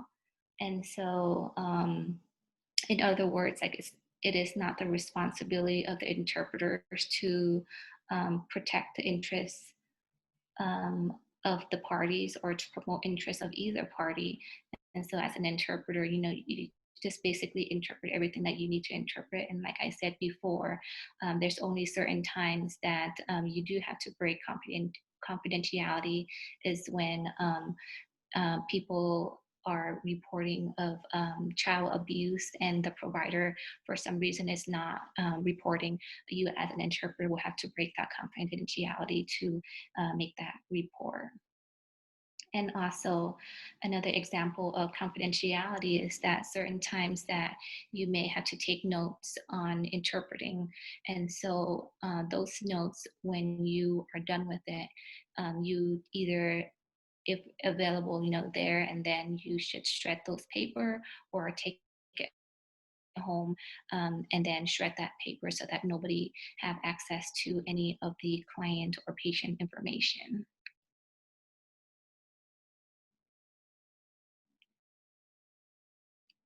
And so so again, interpreters treat as confidential within the current team, all information learned in the performance of their professional duties while observing relevant requirement recording disclosure. So for number 3, so of course, as an interpreter, we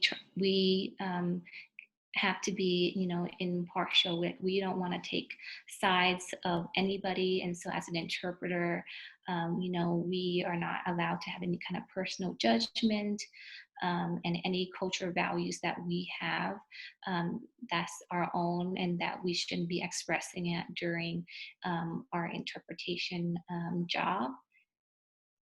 And the interpreter should disclose any potential conflict of interest, withdrawing them from the assignment. So for example, if the interpreters come to the site where they're interpreting and they learn that the person that they're interpreting for is like a really close family friend or something like that, you would want to tell the provider right away that there is a conflict of interest here that you cannot interpret because you know this family too well, or something like that. And so anything like that happen, you must bring that up right away.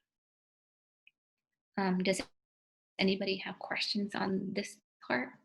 Because I know working in the community as a community interpreter, our community is so small, right? So things like this may or probably will come up. So I don't know if you guys have been in situations like this before.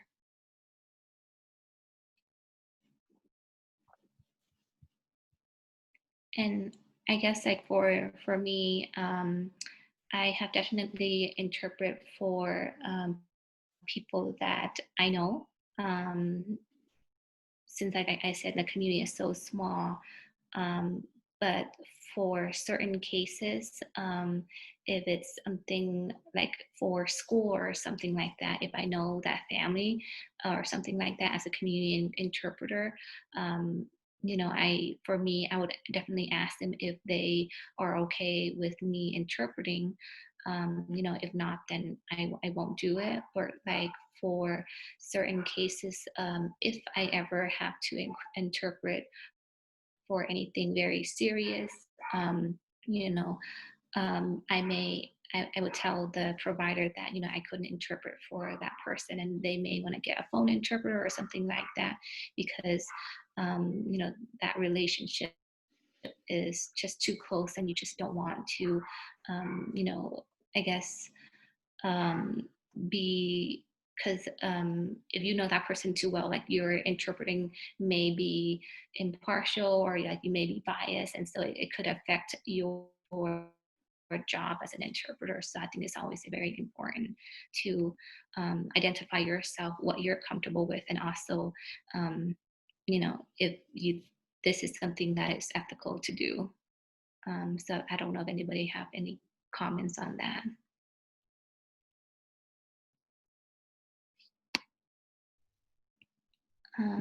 If not, I guess I will move on.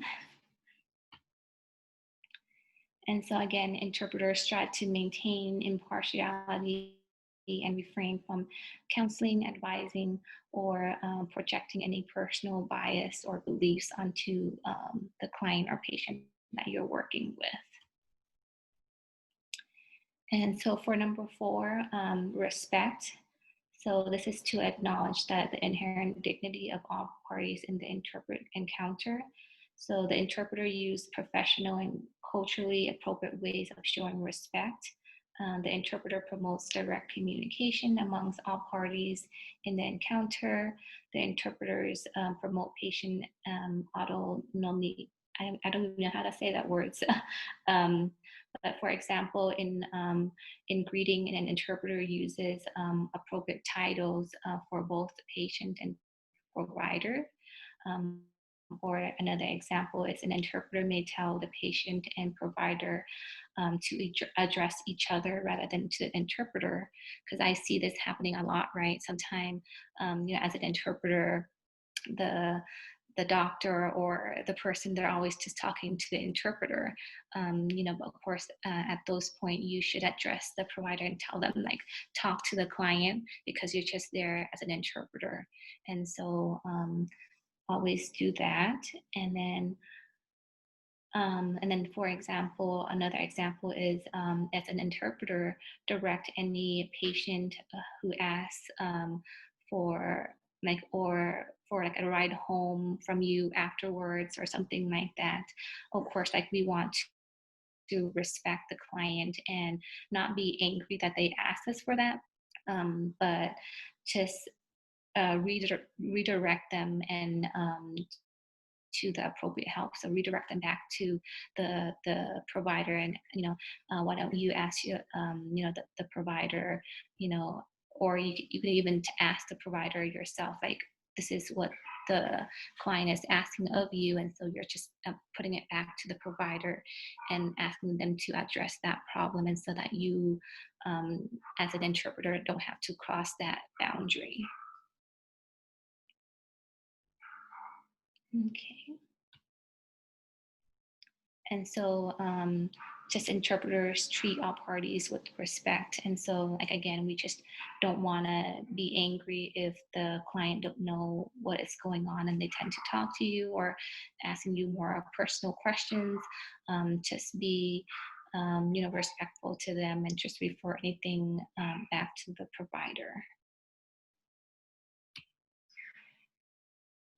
So for number 5, cultural awareness to facilitate communication across cultural differences. The interpreters strive to understand cultural associated with the language he or she interprets, including taboo language and culture.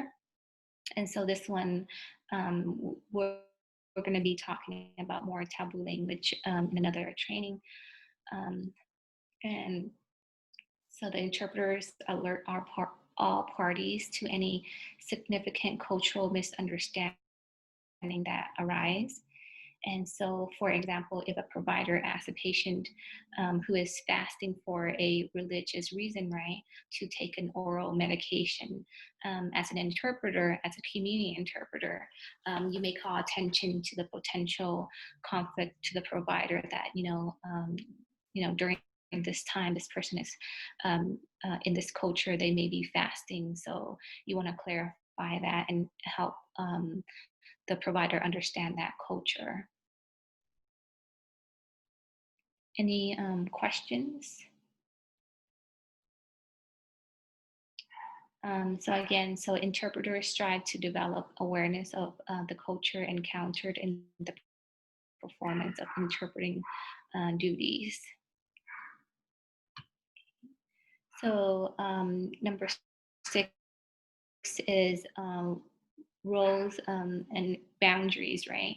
So to clarify the scope and limits of the interpreting role in order to avoid conflicts or interests. So the interpreter limits personal involvement with all parties during the interpretation assignment. And the interpreter limits his or her professional activities to interpreting within that encounter. And number 3, the interpreter with an additional role adheres to all interpreting standards of practice while interpreting. So, for example, an interpreter does not share, any personal information in conversation with a patient. I know this happens a lot within the Asian community. Like when you're working, the client, to develop, I guess, like a more of a relationship, they tend to ask you, who's your parent, or do you have a husband, do you have a wife? They tend to ask those kind of questions. And of course, we would try to stay away from all of that. And another example is an interpreter never advise a patient on healthcare questions, or to really advise them on anything, really anything that they may be asking you as an interpreter, just to redirect them back to their provider. And another example is, like even if you're an interpreter and you also are you're a nurse, at your regular job, but then and they ask you to some questions about their health or something like that, even though you may know of those answers, you still refer that back to the provider.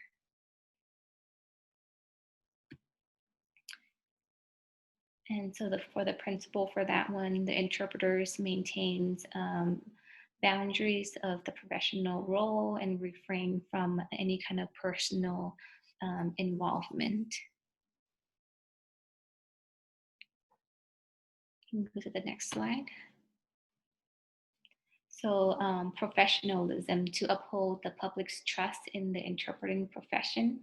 The interpreter is honest and ethical in all business practice, prepare for all assignments, discloses skill limitations with respect to particular assignment, avoid site translation, especially of any complex or critical document if he or she lacks any site translation skills. And so as an interpreter, accurately represent his or her credential again, and as an interpreter ask the nature of the assignment. So before getting the job, of course you will be called to do that assignment. You may want to ask, what is going to be talked about during this meeting, and so that you can either prepare for it or look up certain words that you want to familiarize yourself so that you can do a better job at interpreting at that job.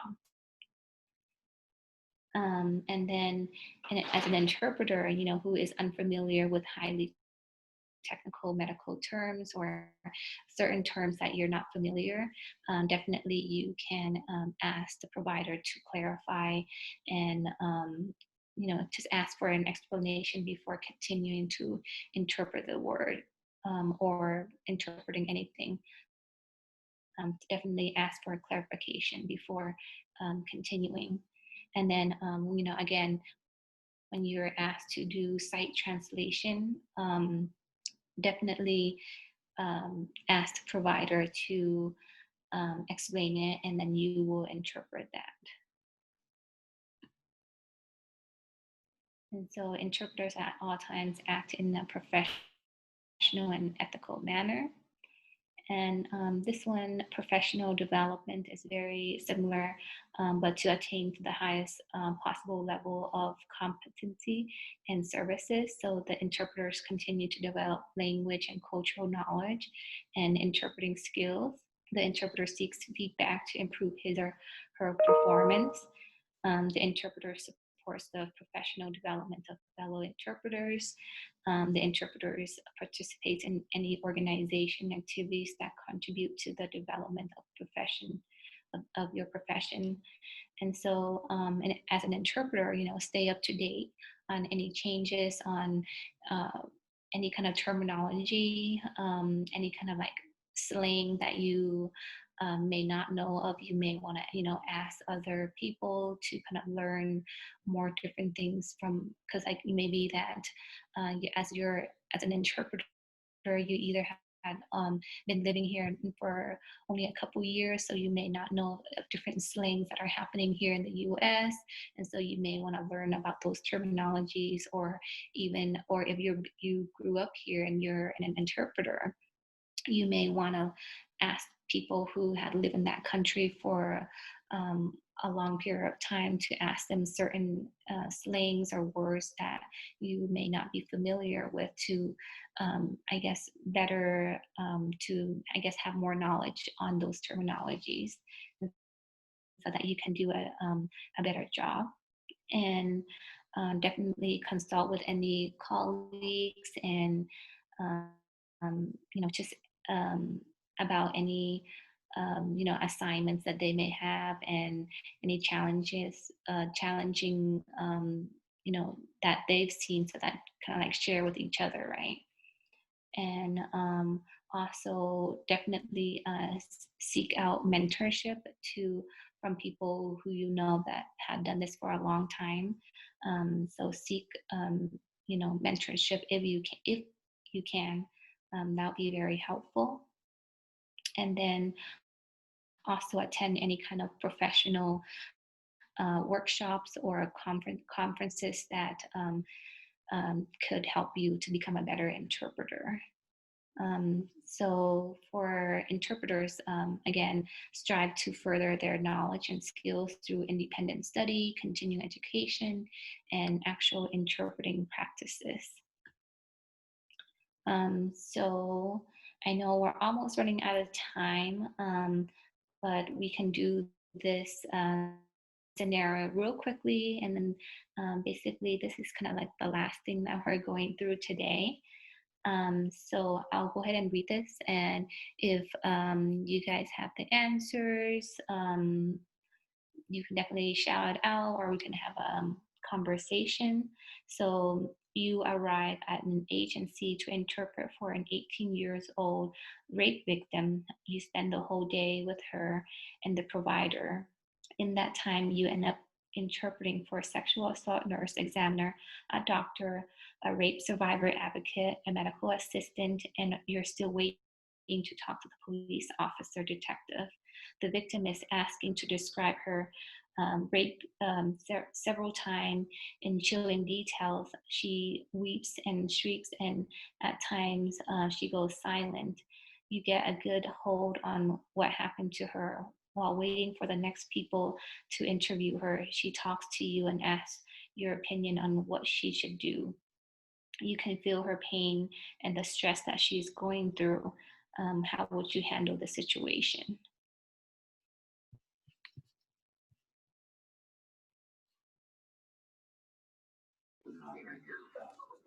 Well, as far as I learned, that we are not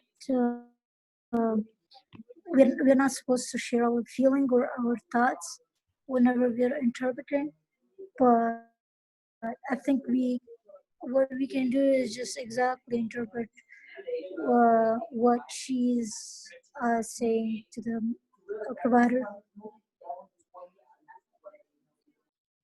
Anyone else? Or I think about like, just make her calm down, and then offer her some like water, or, ask people offer her water or something. And then to ask her if she will come to work for another time interview. Mm-hmm. Yeah, I So- think, go ahead.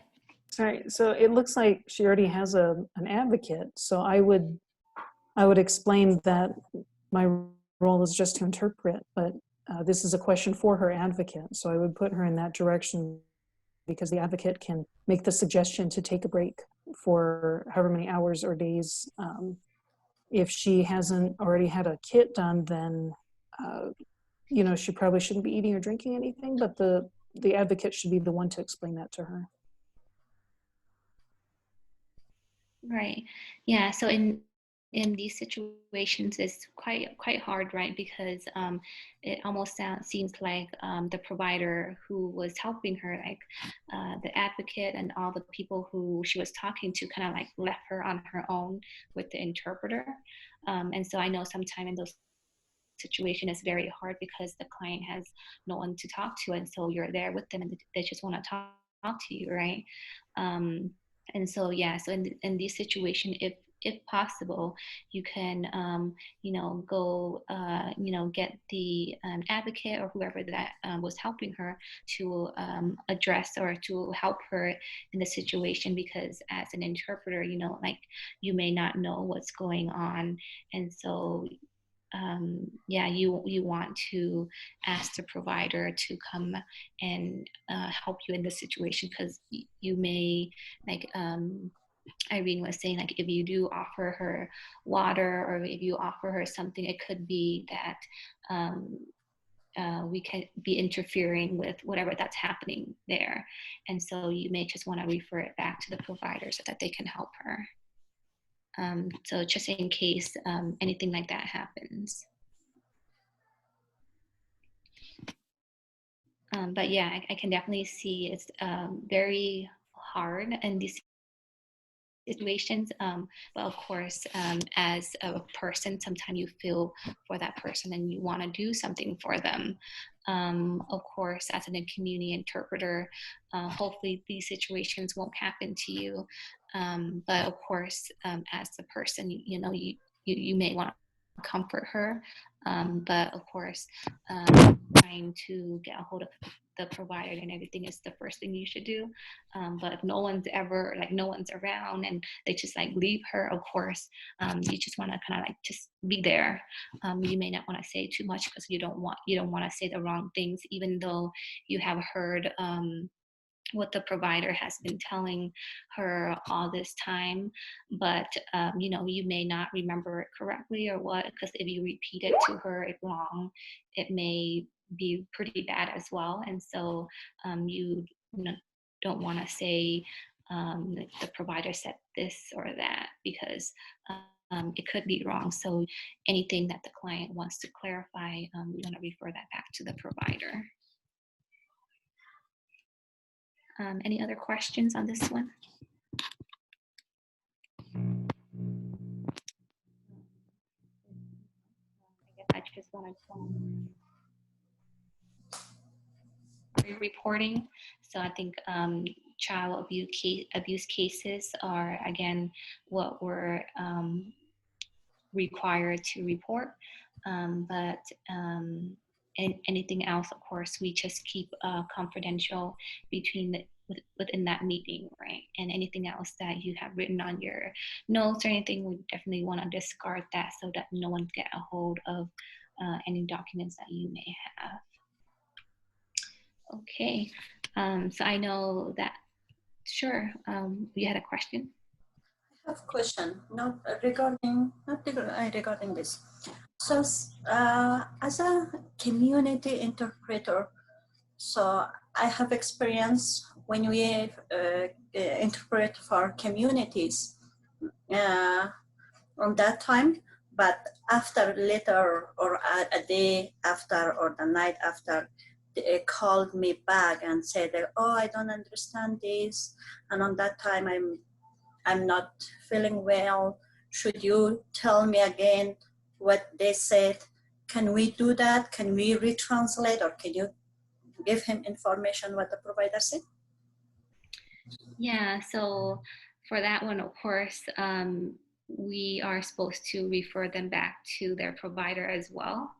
And plus, the person shouldn't have your information to call you back, right?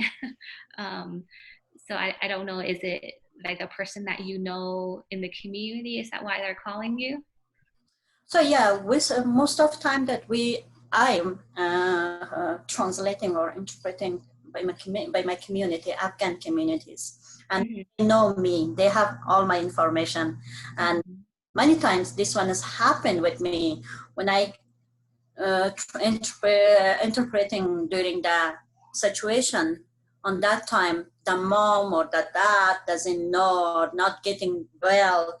When they went to home and later night they call me, or after the day they call me, oh, we don't understand that, we forgot.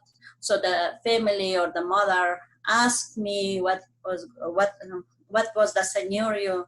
Can you repeat it, or can you translate it again for us? I don't know. Yeah, so as an interpreter, you know, the role is really, you shouldn't be retelling them what was happening during that meeting. So you should refer them back to whoever the provider, the teacher, whoever that was talking to them. But I know as a community member, so that this is, I guess, your choice. And so you can, I guess, probably take off your interpreting hat and put on your community hat, right? But you would also want to tell the community member that, you know, this discussion is really between, you know, you and me as a community. I'm just letting you know this information. But, you know, just kind of like, I guess, put a disclaimer that any information that you're saying that they want to check back with their provider, but, you know, as a community, you can try to explain to them again what it is as a community member, not as an interpreter, I guess, if that makes sense. I know it's very tricky because people like us, we play many different roles in the community. And so I know for you, your community trusts you. And so I guess that's really up to you how you want to do that, if you want to provide that to that person as a community member. Okay, thank you. I think I would clarify before the meeting start, like if they have questions, they need to clarify during this meeting, no, contact interpreter later. Like, I think that's, you need to set the boundary too. Yeah, so yeah, it's very good to always set boundaries at the beginning. But I know it doesn't happen. Not like it doesn't happen, but sometimes the client may not, I guess, pay attention, right? And so I know what Parvin is talking about. It does happen. They tend to call you afterwards. And so I think, you know, the problem is, so we know our communities, so most of our community is uneducated. Mom and dad is uneducated. So either they be physically attending in the meeting, but mentally they are not in there. Not there. Not understanding what is the main concept of the meeting. And later on, when they go to home and her husband are asking, or family is asking, what is going on? What happened there? They said, I don't know, let's call the interpreter. Yeah, it's very, very hard. I definitely understand where you're coming from and how the community works. And so I know as an agency, like we always send our case managers with our clients with an interpreter so that they understand and know what's going on. But I know it doesn't happen all the time. So I think as a community member, you want to kind of, I guess, make a decision on your own about what you should do, and of course always refer them back to the provider. But if you can't, you can make that decision to, I guess it's your judgment call whether you can do that or not for them. I like to point it out that for like the sample that we are using regarding the client contacting you at home afterward, is that, you know, it's okay for you to make a decision whether or not to repeat what had happened to the client. But if a family member or the husband asks about it, you don't have to consent to say so. So unless the client is present, we want to keep in mind that without consent, we cannot disclose information to family members or even spouse without the consent of the client. That's a good point as well. So, if you are involved in the community and something happened to someone's wife, and then later on the day, the husband called and asked you, "Oh, what happened to my wife?" and stuff. What did the doctor say? The legality of it is that we don't have the consent and the, to release that information even to the husband, unless the wife is present and giving the approval. And thanks, Lee, for that. And I know that we are out of time, and I do want to respect people's time. And I know this is Friday, and so I guess if people have questions, please either email us or for next Thursday and Friday, we're going to do more practice. And so if anybody has questions, we can definitely address it there as well. I'm sorry, I have a quick comment. I'm sorry. I have a quick comment, before we wrap up. So for the working opportunities, actually this afternoon I just learned, basically we are Annie, our civic engagement coordinator, is also looking for bilingual interns, bilingual person who can do online text-based outreaches or phone banking. So I'll include Annie's contact information in today's email. So just want to give you guys a head up. Great, thanks, Bing. And then also, I believe we will send out evaluations through email, or we may do it a different way, but we'll get that out to you guys. And if you guys can fill that out, that'd be great. So last question. At the end of week, do we quiz or test regarding these chapters, all chapters? So we will be doing practices at the end. Practices. I guess you can call that kind of like a test.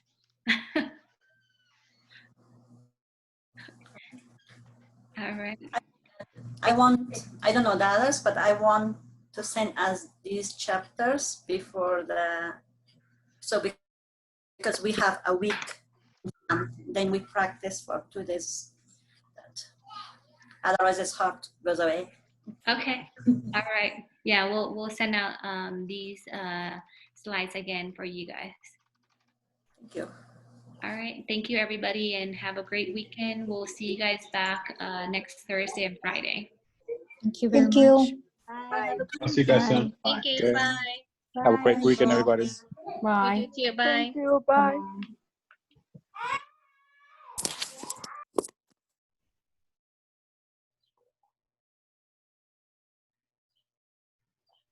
Man, play again. Bye, guys. That was so hard.